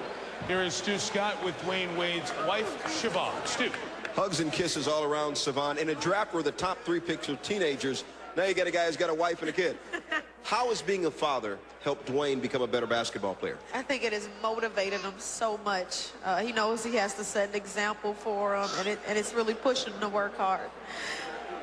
Well, he said before that you were the one who was nervous and had to be calmed down. We know how husbands do. We know sometimes they don't tell the whole truth. Mike, let's go back to you. Thank you, Stu. High school sweethearts who got married. Jay talked about Dwayne Wade leaving after his junior year, but certainly ready to make the move. Dwayne Wade is a slasher. He's a big guard in the mold of I think, a guy like Steve Francis or going way back, Sidney Moncrief. He's got a great first step, and he's always around the ball. He has long arms, a great wingspan, and he really can fill up a stat sheet in a lot of different categories. He gets deflections, steals. He can block shots. He can lock you down defensively, and he's also got the ability to take the ball to the basket. The question marks are his shooting range. He is not a great shooter. He's been working on that shot, but he can get to the basket, and that's the thing that impresses me most. As a big guard, he really is productive, and he's an accomplished basketball player. What I like best about him, Mike, is he's a hard worker. He's got a great work ethic, and he's a terrific teammate. I like this pick. I think Pat Riley is sending a message that even though he may not fit in, may not be able to be a point guard with Caron Butler and Eddie Jones, he's going to go to battle with those guys because Dwayne Wade is a high character guy that will fit in with that team. Since they started charting round by round, highest Marquette pick ever taken. Standing by on the Sprite set with Michelle Tafoya. All right, Mike, thanks. Dwayne, all through the week, the talk was you could go anywhere from 4 down toward the bottom part of the first round. What was your reaction when you were picked 5th by Miami? It's a dream come true. I'm blessed. I know I am.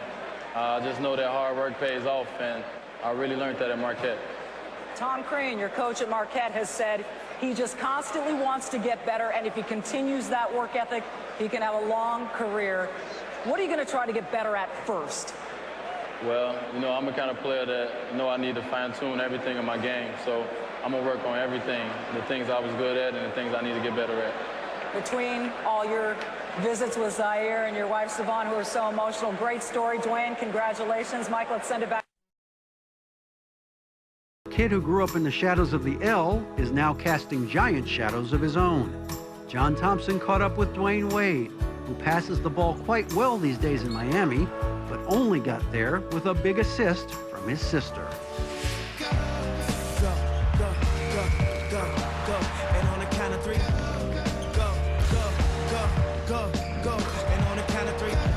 I met a very special person yesterday, my sister Trigel.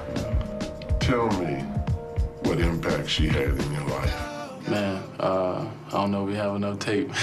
I mean, she's she's God-given to me. I think God really sent her on this earth to really watch over me since I was young with her. To this day, when she still calls me and makes sure that I'm always on top of things with my family, and I love her with all my heart.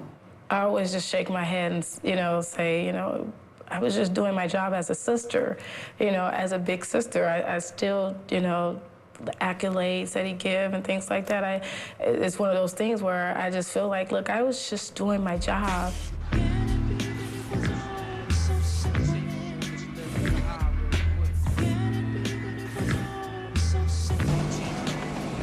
What experiences do you remember with Dwayne in that house across the street? We lived there for, I'll say, over 8 years or more. Me and my brother, we shared the same room. Sometimes we actually, before we got our bunk beds, we actually slept in the same bed. He slept at the foot part, I slept at the head part. It'll be trains like every, let's say 3 minutes is going by. And at first, when we first, in the beginning, it'll irritate you, but at one point in time, you'll become immune to it. It became the part of the sound, living on 59th and Prairie.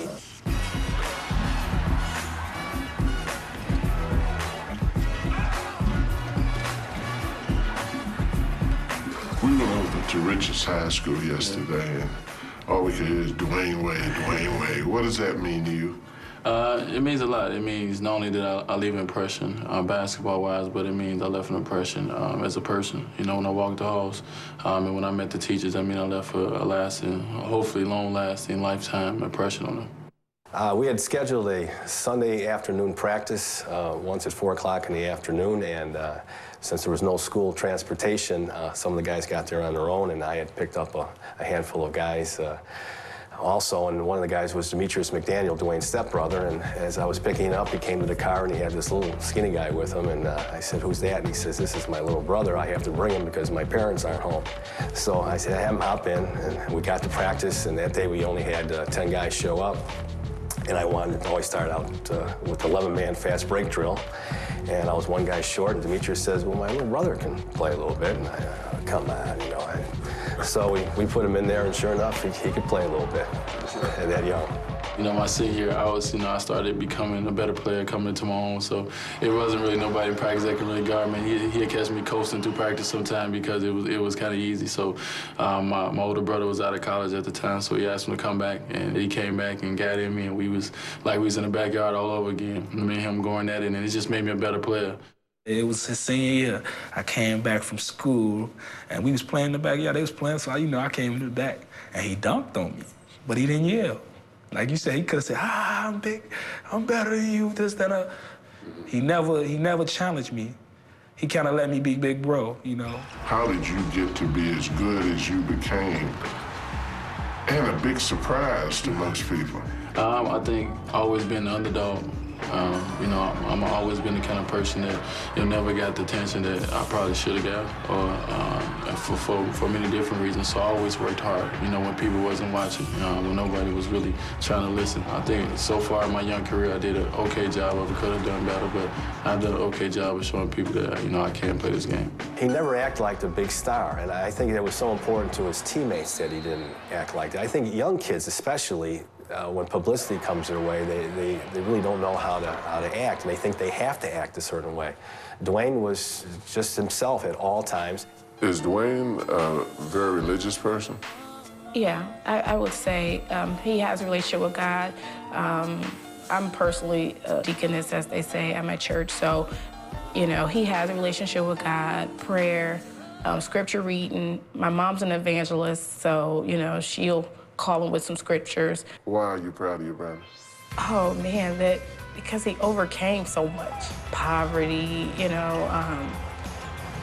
change of families, when he left from being with us, being with my dad, change of environment, change of surroundings, and still being able to cope, still being able to succeed. Do you feel an obligation to be a role model for the young kids in Chicago neighborhood that you grew up in? No question. Hopefully kids can look at me and say they like the things I do. And, I'm going to keep saying not only in basketball, but in life. Hopefully, they read or anything about me. They would want to model themselves as much as they can. Out of some of the things I did, I think everyone needs a role model in their life. So hopefully I can be that for all the kids. We interrupt this program to Law of Gravity. Wade, an incredible play! Follow him on his whirlwind MVP tour. I'm sitting here right now with you. The summer of Wade got a little hotter. Take a peek at an exclusive look into his GQ photo shoot. Also, catch up with director Spike Lee on Wade's new commercial campaign. I'm tired of people dunking in basketball commercials. This is Dwayne Wade like you have never seen him before. On top of the world!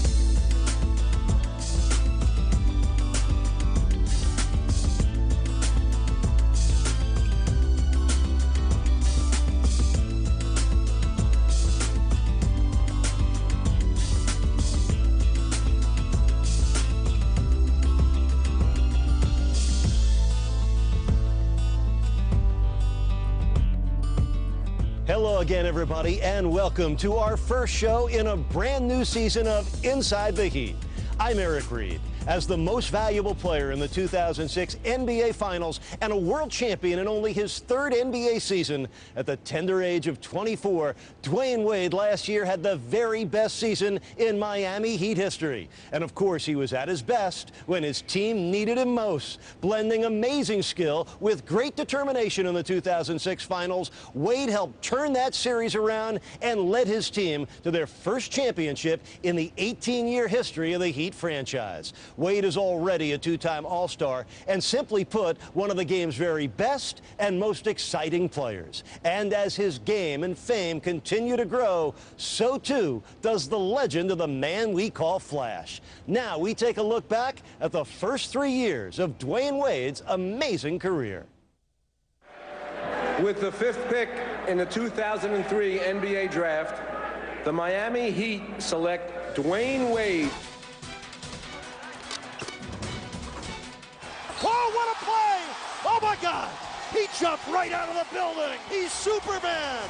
In his first year, Wade averaged just over 16 points a game, establishing a Heat rookie record. He was getting better and better and better each game, and you could see it. And by December, you could see that there was some greatness there. His impact on the Miami Heat became more apparent when he led his young team to the playoffs. Wade had the ball with just seconds to go and had the best opportunity of his rookie year. I was like, just get the ball in my hand, just get the ball in my hand. Wade puts it up. It's good! Yeah, baby! Stan Van Gundy went to the rookie and he delivered. Wade's heroics helped Miami win the series against the Hornets and advance the Heat to the Eastern Conference semifinals against the Indiana Pacers. I first noticed Dwayne Wade as a player when he came down the middle and booyah on Jermaine O'Neal. I'll let you take a couple seconds and show that.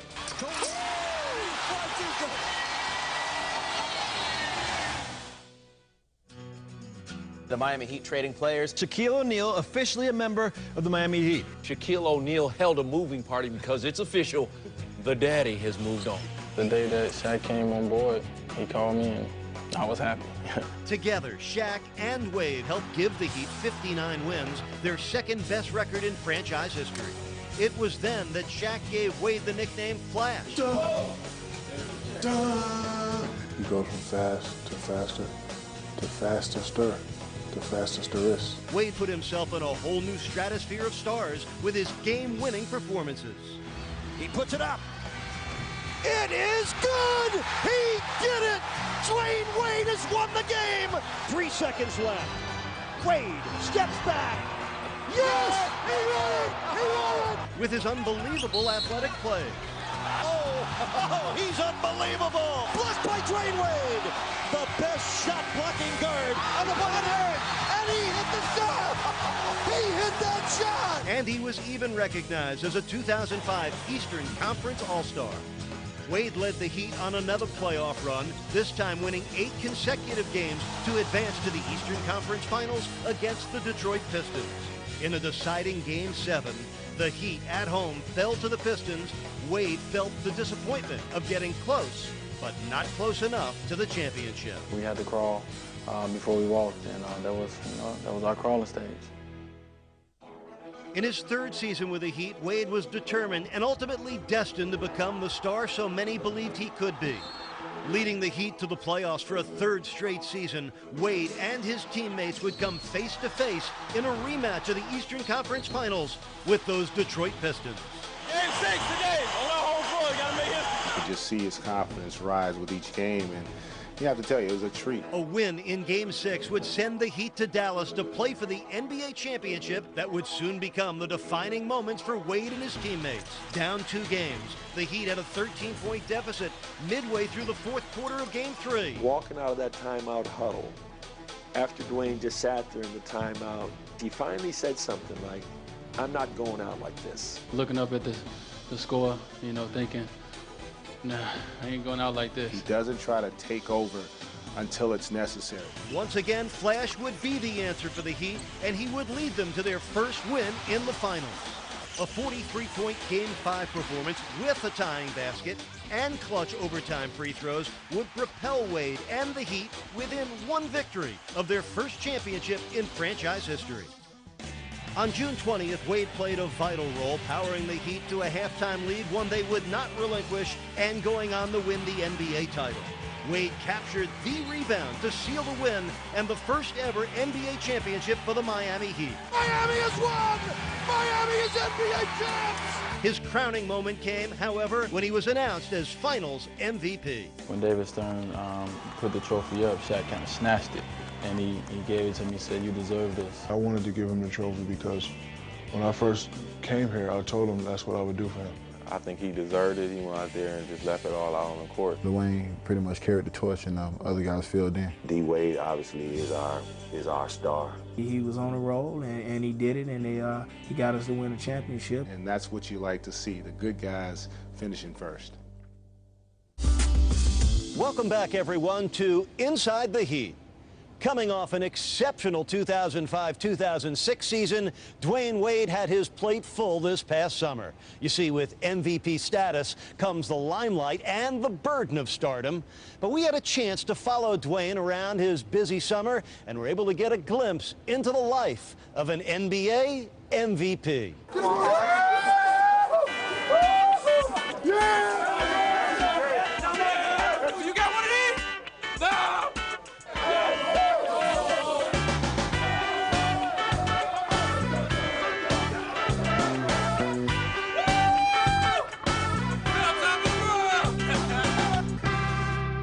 And now the hectic summer of an MVP star begins.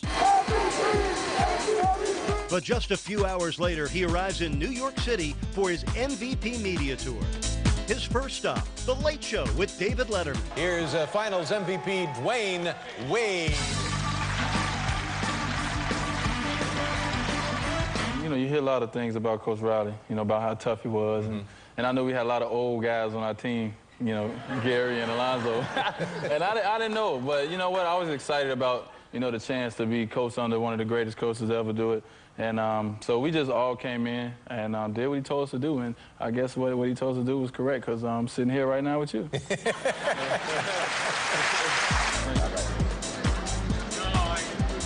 Yeah, I did Letterman last night. It was crazy because, you know, leaving Dallas, going right to Miami, getting about a 2-hour nap, getting up, hopping on the plane, getting off the plane, getting on the helicopter, get off the helicopter, hopping in the police escort, going right to the show and going right on stage. It was like, wow. And the madness continues. Dwayne's second day begins by visiting the Regis and Kelly Show. Showtime. Please welcome the NBA Finals MVP, world champion, Dwayne Wade. Oh, that sounds great. Congratulations. Congratulations. That is great. You look like a champion. Feel like one. Nice. That's good. After Regis and Kelly, it was time to go to a special store. I'm at the NBA store. I'm about to meet some interesting people. Actually, oh, here you go right here. Actually, hey, this is Dwayne Wade of the Miami Heat. Hey, Dwayne, how you doing?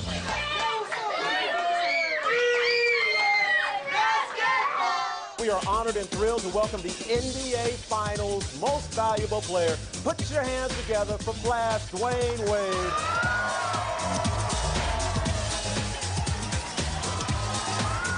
During the last stop of his tour, D. Wade decides to have a little fun with some friends at MTV. NBA Finals MVP Dwayne Wade. Bring him on.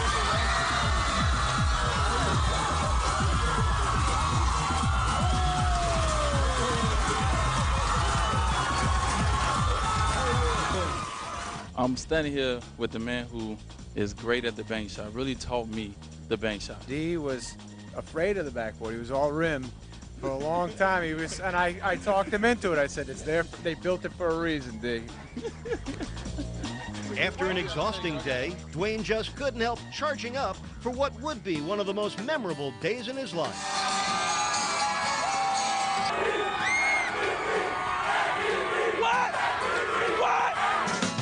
Over 250,000 Miami Heat fans showed up in downtown Miami to take part in the Heat's amazing championship parade. That's the best feeling right here. We're going to celebrate without fans. It's never experienced nothing like that in life unless you win the finals. That's how you experience that. So, man, we experienced it, baby. Woo! When all of the celebration comes to an end, it is time to get back to work. Well, the whole mission today was to get some print ads out, you know, for all the guys at Converse. We haven't done that since our rookie year together, so to come out, you know, have fun with each other, but also just get some print ads, some pictures that we can throw out on the internet, the website. The ball is my best friend. The ball is my best friend.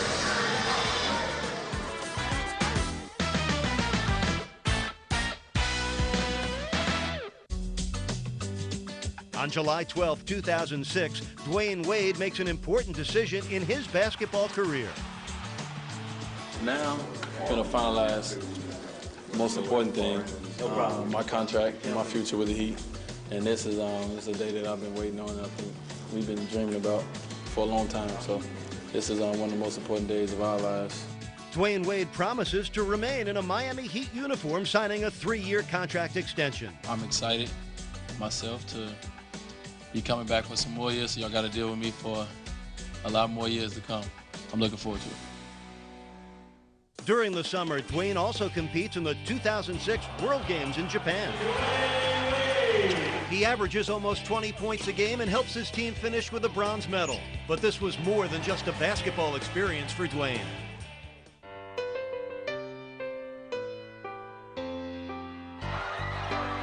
The same results with the way that we came back with the medal, but different results about the way we felt about each other.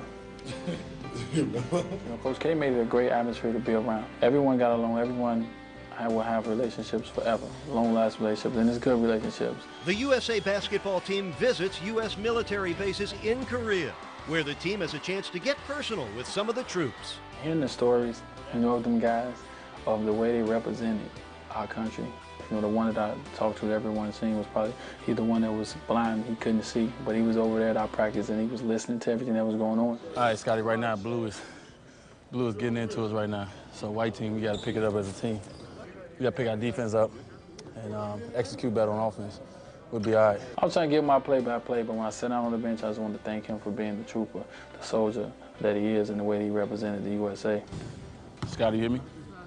We put these jerseys on, we feel a lot of pride walking around with USA on our chest. So I know y'all got a lot of pride. You guys are role models to a lot of us out here. We don't get a chance to tell y'all. Y'all are role models to us, and we respect what y'all do for our country. To me, it was heartfelt. And to me, to go out there and play basketball and represent my country and feel like this is hard compared to what they went to was nothing. USA, baby, USA. 1, 2, 3, USA. Welcome back, everyone, to Inside the Heat, and thanks for being with us. As Dwayne Wade's whirlwind summer continued, the young star from Chicago put his entertainment skills to work. And just for you, we have a behind-the-scenes look at this rising entrepreneur. It's great to be back in Miami. Trying to be known as more just a basketball player. You know, this is a step in that direction with GQ and being on the cover of this prestigious magazine. He's known for making moves on the court, but in the midst of the hot summer, Dwayne Wade was making moves for the camera. We're shooting Dwayne Wade for the cover of GQ, November issue, and he was a true sport. I mean, I have to say the guy is not afraid to have his picture taken, which makes it easy for us. This is fun! The star heated up South Beach as he posed for many shots for the GQ shoot. When the November issue finally came out, friends and family celebrated the success of Wade's GQ cover at Club Maikai in South Beach. If you know your Miami Heat family, make some noise right now, man. You know who you are. As Dwayne's teammates and friends rolled in, we reminded them of Wade's supermodel status. That's a sexy individual right there. He feel like he got the super body, so he like to show it off. Dwayne, I see you. Oh, I've been getting it. I've been getting it every day. I am most proud of him for how humble that he stayed. I can honestly say that. You know, wives, we tell if it's not right. I can honestly say he has been so very humble throughout it all. He's a perfect GQ guy. Obviously, they won the championship. He won the finals.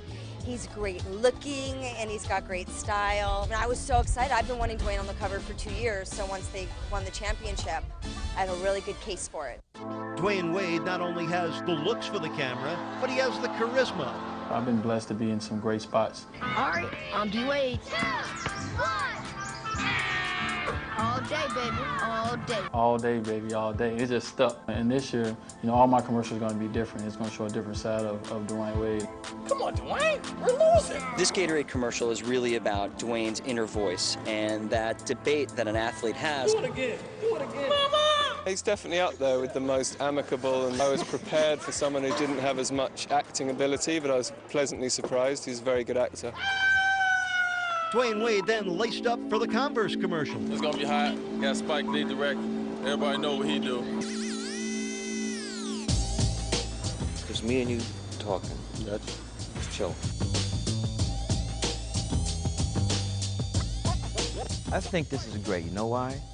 Because I'm tired of people dunking in basketball commercials. That should be the law. No more dunking. How many more dunks can we see in the spot? No dunks! This commercial is giving a glimpse into the inner workings of Dwayne Wade. Show us your game face. Show you my game face? Game face. Hold on. My game face is all in the eyebrows. Let me see the mean face again. Oh, yeah, that was... Zoolander. Spike, how you doing? You doing good? Zaire did great today. I mean, you know, he's the kind of guy who he's very loud and very exciting, but we get in front of people, in front of cameras, and he quiet down. Okay, that was great. Go ahead, I ain't gonna block it. Around the chair, over the head, behind the back, all day. I got it.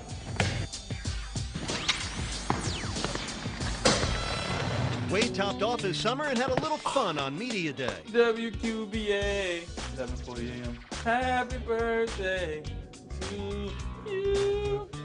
Yeah! Woo! Hey, Happy Valentine's Day from Dwayne Wade. As impressed as I've been with what he's accomplished on the basketball floor, I've been more impressed with how he's handled himself and handled his celebrity. We welcome you back to Inside the Heat, Dwayne Wade. With the summer months being less than tranquil, Dwayne still found time to give back to the community. Dwayne Wade had one of the busiest summers ever, winning an NBA championship, being crowned MVP, and reaching superstar status. But during this time, he never lost sight of what's most important to him: his friends, family, and his community. When somebody as his caliber goes back into the community, these kids look up towards him. So when they see that happen, that makes them strive to become what he is. Really, really committed to those kinds of things, really has an interest in helping kids that sort of grew up the way he did and giving them some of the advantages that he didn't have the opportunity to have.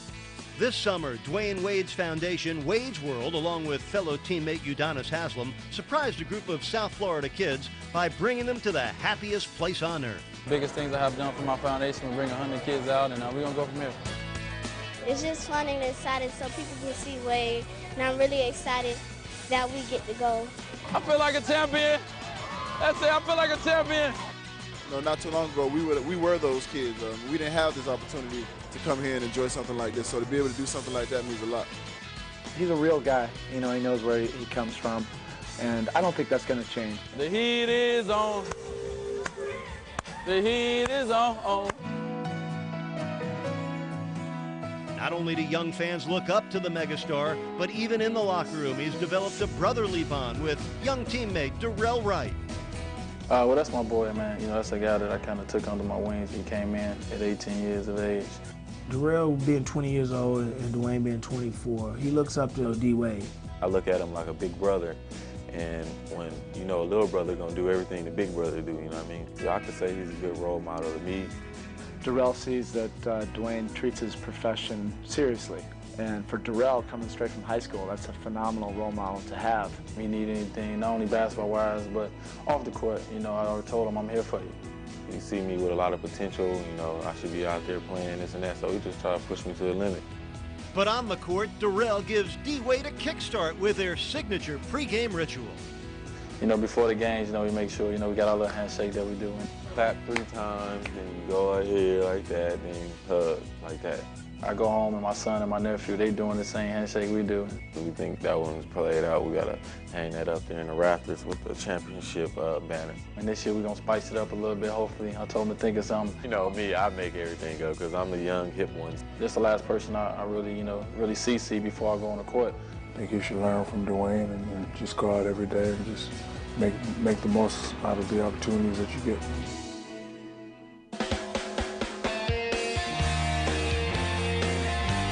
You know, he really is who he is, and that's hard to be in this business. He's very mature. He comes across as somebody that's been in the league 7, 8 years. He just got a big heart. Humble. Real. Professionalism. Very sincere. One of the classiest players in the league. You know, he's all of those things. He's not what you would expect from a superstar player. You can look at Dwayne Wade and say, you know, I want my son to be just like him. All that he's accomplished in the 3 years, individually and now as a team, I still don't see a young man that is not approachable. He just has to now, you know, take it to the next level and then maybe become the best player in the game. Dwayne Wade is a huge influence in the community and in the lives of everybody else around him. And he's already proved to the world he's one of the game's greatest players. And we're all excited and fortunate to watch Dwayne Wade play in his 4th season in Miami. We can't wait to see what's ahead for the Heat's high-flying superstar as he hopes to lead his Miami Heat in their quest to repeat as NBA champions. I hope we all enjoy the ride together. Thanks for watching Inside the Heat. I'm Eric Reed.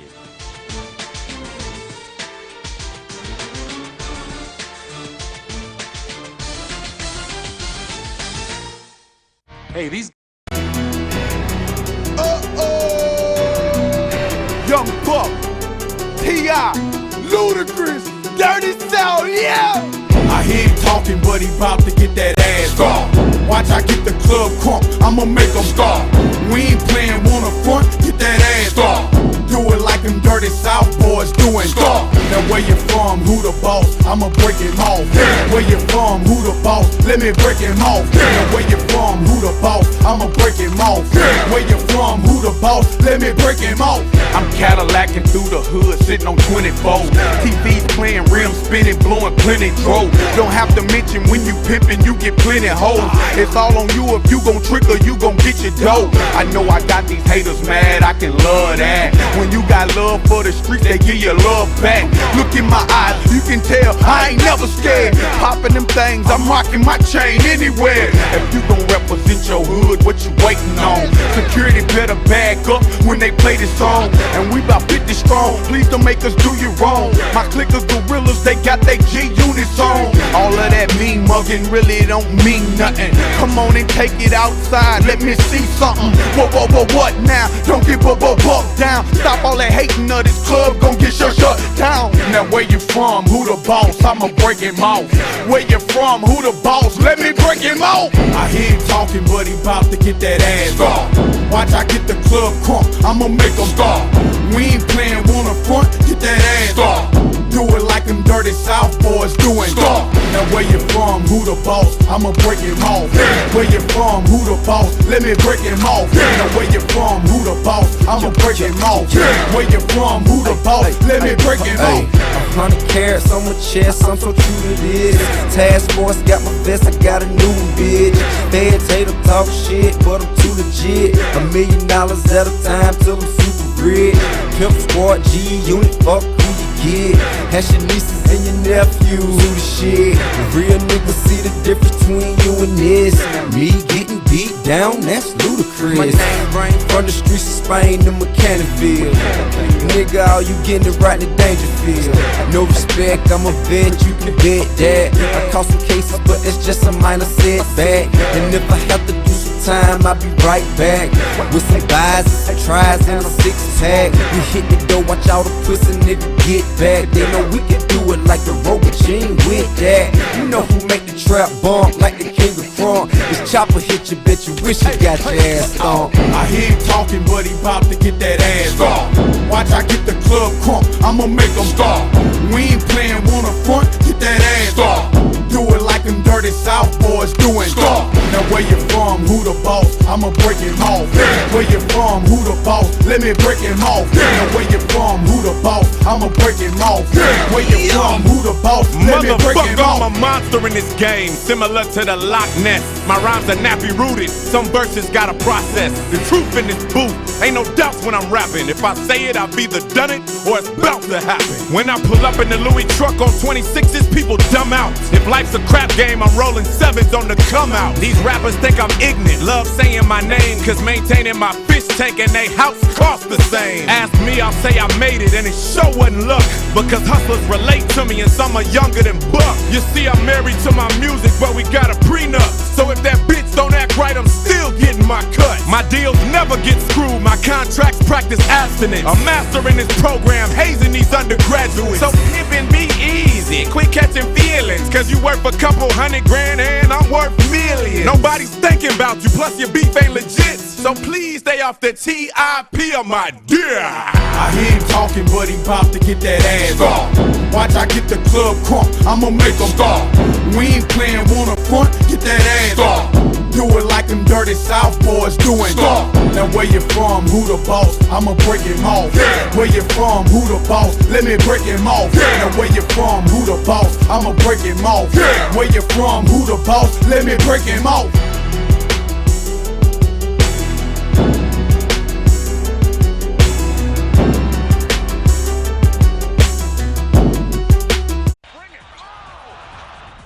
Beginning, of course, at number 10, Wade and the Heat taking on the Cavaliers. Wade coming up with a nice rejection of Sasha Pavlovich. So we begin with a defensive play. Play number 9, Pistons and Heat. Jason Williams, the lob to Wade for the 360 degrees of separation. Nice spin move there as he cashes. Play number 8 against the Raptors. In possession. Behind the ball. To the rim. Yes! How many great moves does this guy make, and then he creates even more? Play number 7, Wade versus the Wizards. Especially defensively, and the rest of the team feeds off of it. Whoa! Never take your eyes off that man. That time he put it between his legs backwards. Play number 6, he puts it to the San Antonio Spurs.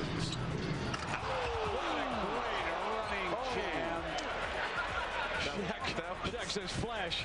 That was flashy, man. Oh my, play number 5, Dwayne Wade dances with the Timberwolves. Dwayne Wade taking off, throws it in reverse. How did he do that? Dwayne Wade turns his back, throws it up in the air. Picture perfect shot. Play number 4, he heats up against the 76ers. Foiled by Wade, who swiped. Oh my! Unbelievable. Holy mackerel. He threw up a prayer. Play number 3 versus the New Jersey Nets. A dribble by Wade. Oh my gosh, what a play. Hey, what? People getting their money's worth tonight, aren't they? Play number 2, Wade doesn't stop here against the Bucks. In this first quarter, Wade splits the D. Oh my! What a play by Dwayne Wade! You can only do that if you hang in the air for a half hour. He did, boy. And Dwayne Wade's top play versus the Cleveland Cavaliers. Oh, he's hit by Pavlovich. No foul call. Watch this. Around Pavlovich's back and the lob to O'Neal. That was incredible. And that's your top 10 plays. Here's Wade off the pump fake. The wild spinner drops. There it is. Fans have been waiting for a play like that. Vintage Dwayne Wade. And a traveling violation on Jefferson. I think Mourning's block shot woke up the home crowd and the home team reaching another level. I think you're right, and then Dwayne. Inside the Mirage, Dwayne will wear the Wade 2.0 for the first time during the All-Star game this Sunday. And among the guests at the Jet was the Jet. We've seen a lot of people get sneaker deals, but I always say this about D. Wade. He earned his. Nobody expected him to have his own sneaker, do well, and do the things that he's done. He's a good friend of mine. You know, he's been a friend of mine for years, all the way back since AAU. So to come out here and support him, you know, it's a great thing. I'm happy for him, and you know, I actually wear the shoe if it wasn't breaching my contract. It's very exciting to me because it's with Converse, a place, you know, they really believed in me coming in my rookie year, signing me when nobody would, and now, you know, we're having our own release party for my clothing line and my shoe line, so it's very important. I sat down with my designer, and we went through the whole process of trying to put my own flavor to it. So, you know, right now we started with the athletic wear, and of course we're going to go from there. But, you know, the main thing I really wanted from jump was to have good quality. You know, for something, when you put it on, you be like, oh, I like this. I don't want to take it off. You know, you want to go to work in, you want to sleep in or whatever. So it's great quality, and hopefully everyone likes it. Terry puts it up. Won't go. Rebound Wade. The Miami Heat, they've done it. They win their first championship in franchise history. After beating the Mavericks in the NBA Finals, the Miami Heat enjoyed a summer of celebration.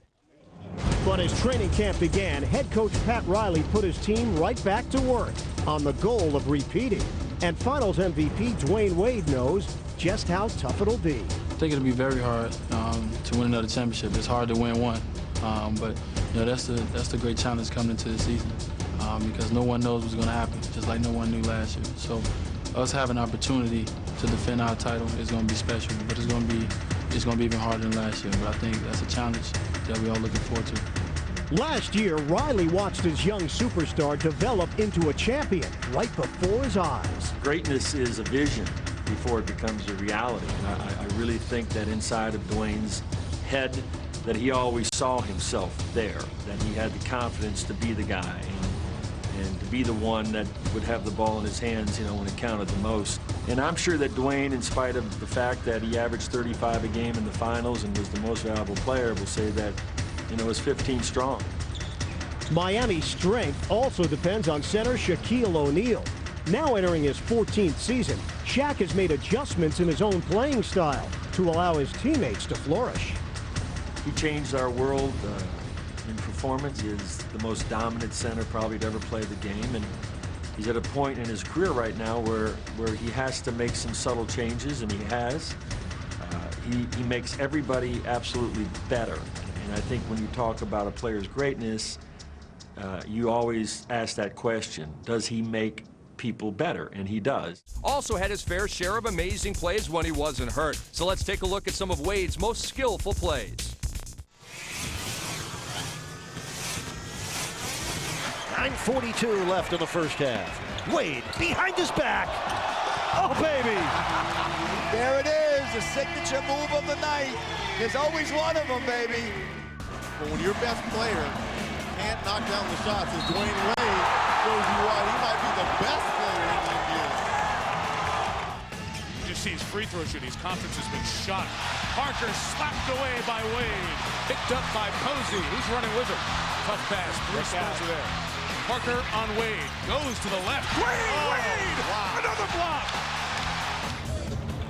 Wade doesn't shoot a lot of threes. He does that. He drives and finishes. He loves the baseline. Here comes Wade. Quick burst of speed. Spins through a double team. Drives one off to Halfam for the two-hand slam. There's that streak of lightning that we've come to know Dwayne Wade possesses. Pat Riley felt they were not in proper physical condition. Here's Wade with the stuff. What a move by Dwayne Wade. Got the step. Same pick and roll. Wade goes the other way. Puts it up and in. It draws the foul. Once you hear that whistle, you should absolutely hold and grab onto him because he finishes plays while people are standing still. Right down to the last second. He makes his move with 5. He fades away and hits with 1.3 to go. This will make you twist and shout. You got to love the bank shot. After practice, he'll shoot hundreds of shots. He'll stay in the weight room. Oh, baby. Superman just took off on another flight without his cape. How does he do that? Picked up by Wade, who's got 5 points. Oh, what a shot! Spectacular play by Dwyane Wade. Back with Dwyane Wade, ladies and gentlemen.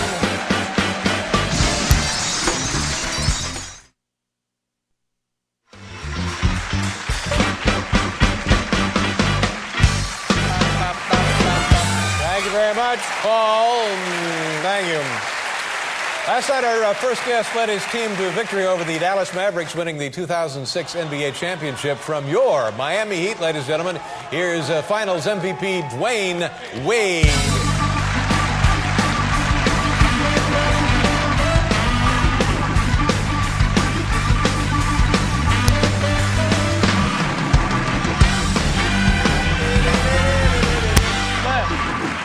How you doing? Tired. You had a big, probably a big celebration last night. I appreciate you coming right up here after the finals. What do you guys do? You win in Dallas, so what do you do to celebrate there? Well, we kind of toured the locker room a little bit. You know, a lot of champagne everywhere. Yeah. We celebrated on their court for a little while. Then we went back to the hotel, celebrated some more. So we got enough celebration in Dallas. Yeah. How much? Like, what time did you finally call an end to the celebration in Dallas? Well, I think we got on the plane probably about 4:35 and headed back to Miami. Got back to Miami about 7:30, and I'm here now. So. Yeah, there you are. Well, fresh off the plane. You know,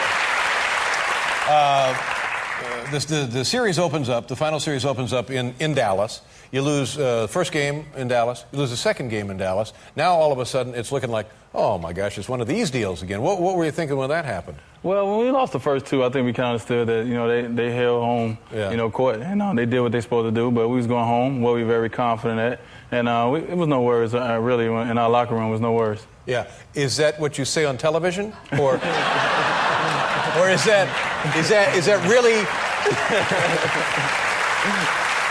There must have been a concern. There must have been a concern, and also the anxiety that we've come so far and worked so hard, because the season didn't start out so good for you, did it? No, the season was, we lost Shaq for 18 games early in the season. We lost our coach, Stan Van Gundy, and Coach Riley came in. So we had a lot of, turmoil going on in Miami. But, we fought through it, and that's what we did all year, and that's what we still did. We was doubted, the whole playoff series, the whole season, and, we came through as a team. Now, in a situation like that, when the odds are against you, historically only a couple of teams have really come back to prevail after being down 2 games. Is there any, like, do you call Shaquille? Does he call you? Do you call somebody? Does somebody call you and say, you know what, we really can't let this? Is there any of that going on? Yeah, it's a little bit of that going on. When we went down, 2-0, of course we was confident, but at the same time we had a lot of things to change because we didn't play well in Dallas. So when we got back to Miami, with me and Shaq, of course we work out together at night. So we was in the gym and we just talked about everything that that happened in the past and what we need to do to help our teammates get better. For we can go out and win these ball games. So yeah, you talk about it. I work out with Shaq. Yeah. You play defense, post defense? Yeah, whatever he needs. Now, you know who was on here last week? It was this guy, Mark Cuban, who owns the Mavericks. Who was that? Who? Mark Cuban. Now, here's a guy.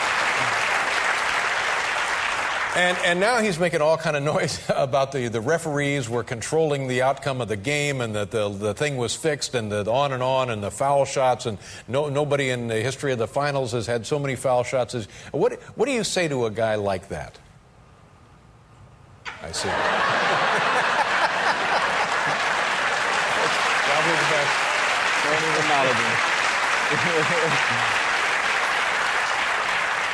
Now, when you came into the league, you came in with Carmelo Anthony, same class, LeBron James, same class, and yourself. And at the time, with all due respect to you, it probably wasn't you everybody thought was going to be the first ring-bearing player in that draft, right? No, it wasn't no probably. I wasn't. Yeah. It was, LeBron was the big name of the draft, coming out of high school, and Carmelo just came off a national championship. So they was the big names in the draft, and I was lucky to get picked 5th. A lot of people thought I was going to go lower than that, so I was happy that he picked me 5th. So What does that say about the perception people had of you at the time, the draft generally, and progress or whatever has happened to you since then? Well, I think it just gives a lot of credit, for hard work. I put a lot of work in, of course, to get here because, when you're always behind people, you can work that much harder until you hopefully catch them. And I've been behind LeBron and Carmelo, since we came in, and them guys pushed me. So I thank them guys for coming in when I did because they pushed me to get better and better and better. But I would guess one small part of this is the feeling that knowing you got your ring now. Let's see what these other guys can do, huh? Yeah. Must be nice. That sounds good. That sounds real good. And Shaquille O'Neal, one of the reasons he was excited about going to Miami was you. Is that right? You guys kind of bonded early in this deal? We bonded right away. Yeah. It was easy. I mean, how can you not love Shaq? He's a lovable guy, man. Our relationship is easy. We got a brother-to-brother relationship. We got like a father to son a little bit, at times, and we got that teammate, that sidekick relationship also. And the upheaval, I don't know how much the upheaval was, but early on, Pat Riley says, you know what, I'm going to coach this team. And he comes down, and was that a surprise? Were you happy to see Pat Riley on the bench? I didn't know what to expect. Yeah. You hear a lot of things about Coach Riley, about how tough he was. And I know we had a lot of old guys on our team, Gary and Alonzo. And I didn't know, but you know what, I was excited about the chance to be coached under one of the greatest coaches to ever do it. And so we just all came in and did what he told us to do. And I guess what he told us to do was correct because I'm sitting here right now with you. And that really is what it's all about, for heaven's sakes. And then you got your deal right here. You're on the package. This is the new Wheaties right there. Congratulations on that. That's the team right there. Yeah. You got the new team on the back. That's pretty good. And you got me and Shaq on the front. Yeah. Great honor. And what will you do now, the off-season? Although the off-season is not that long, is it? You got to get right back to it at the end of the summer almost. Yeah, to get ready for the Olympics. Yeah. You're going to play in the Olympics? Yes, you got to go out to Vegas and get ready for the Olympics. Yeah, so just do more things like this. I'm kind of comfortable in this chair right here. So, try to do a little bit more. No, just have fun and relax with my loved ones. Well, good for you. Congratulations. And must have been a great thrill for the fans down there in Miami and a great thing for basketball. Yeah, hopefully everyone enjoyed the run of the Miami Heat for our first championship, and hopefully there's many more to come. Good to meet you. Thank you very much. Dwayne Wade, ladies and gentlemen, from your Miami Heat. We'll be right back with Amy Sedaris.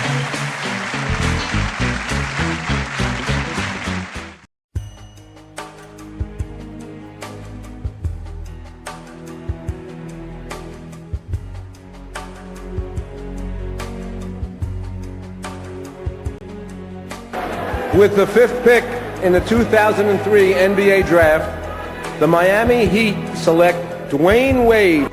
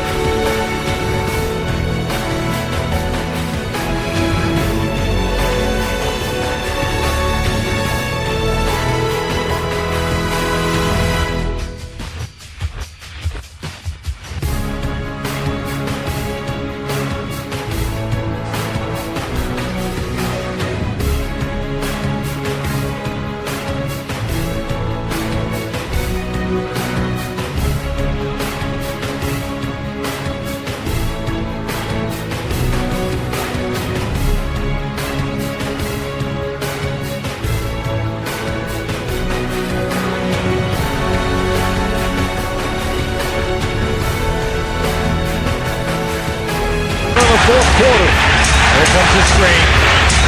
Wade puts it up. Puts it up.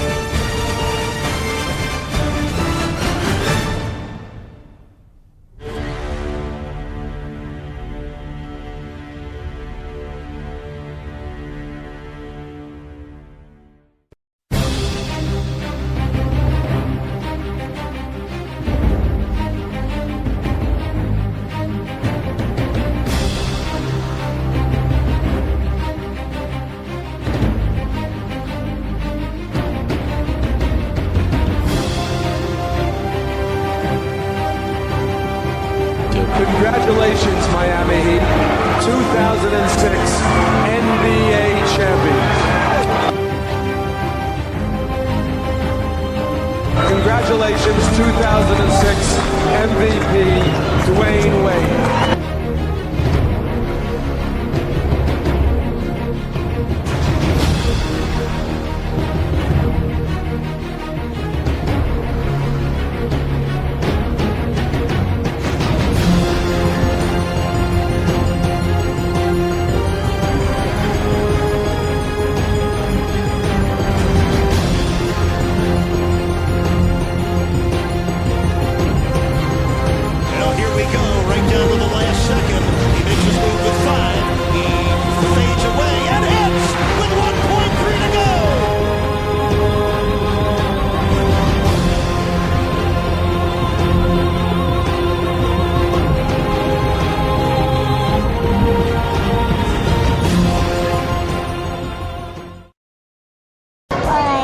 So it was nice hanging out with you guys today.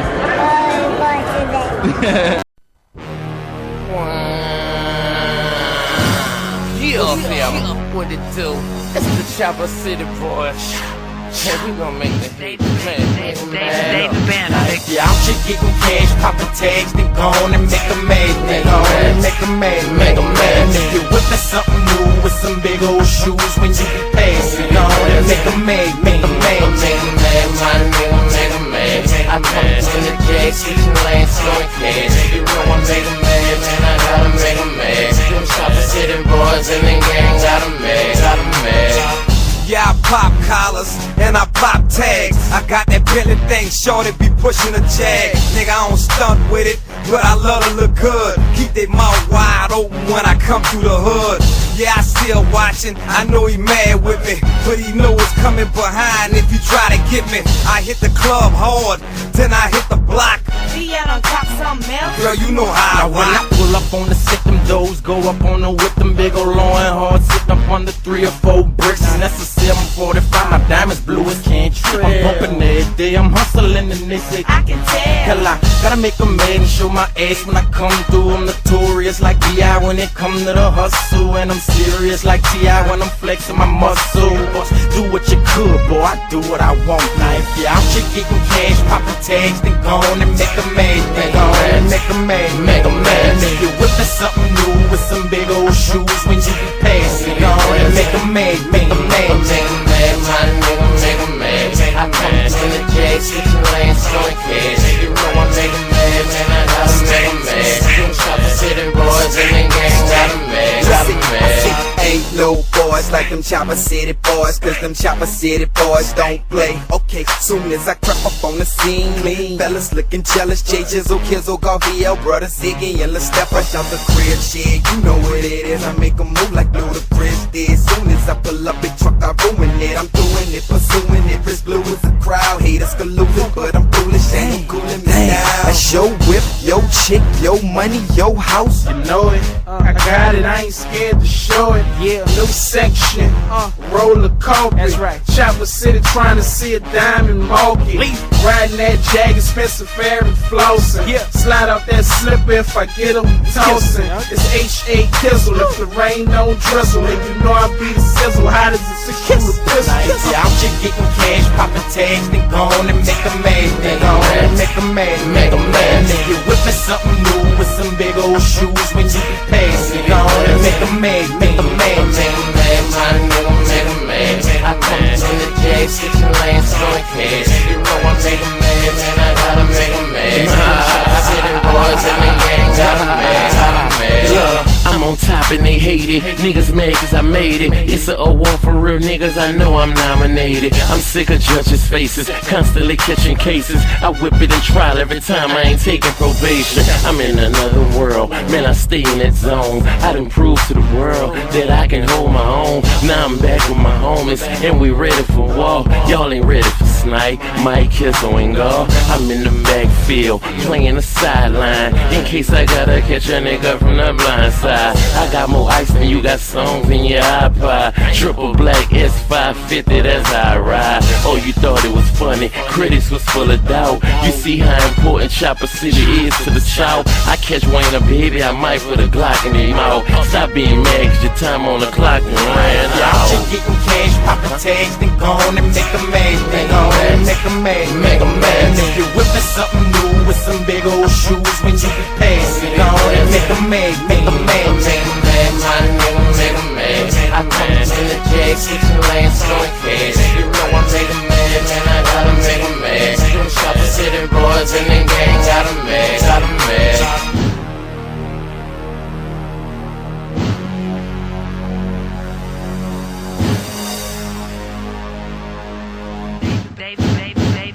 David Banner, nigga.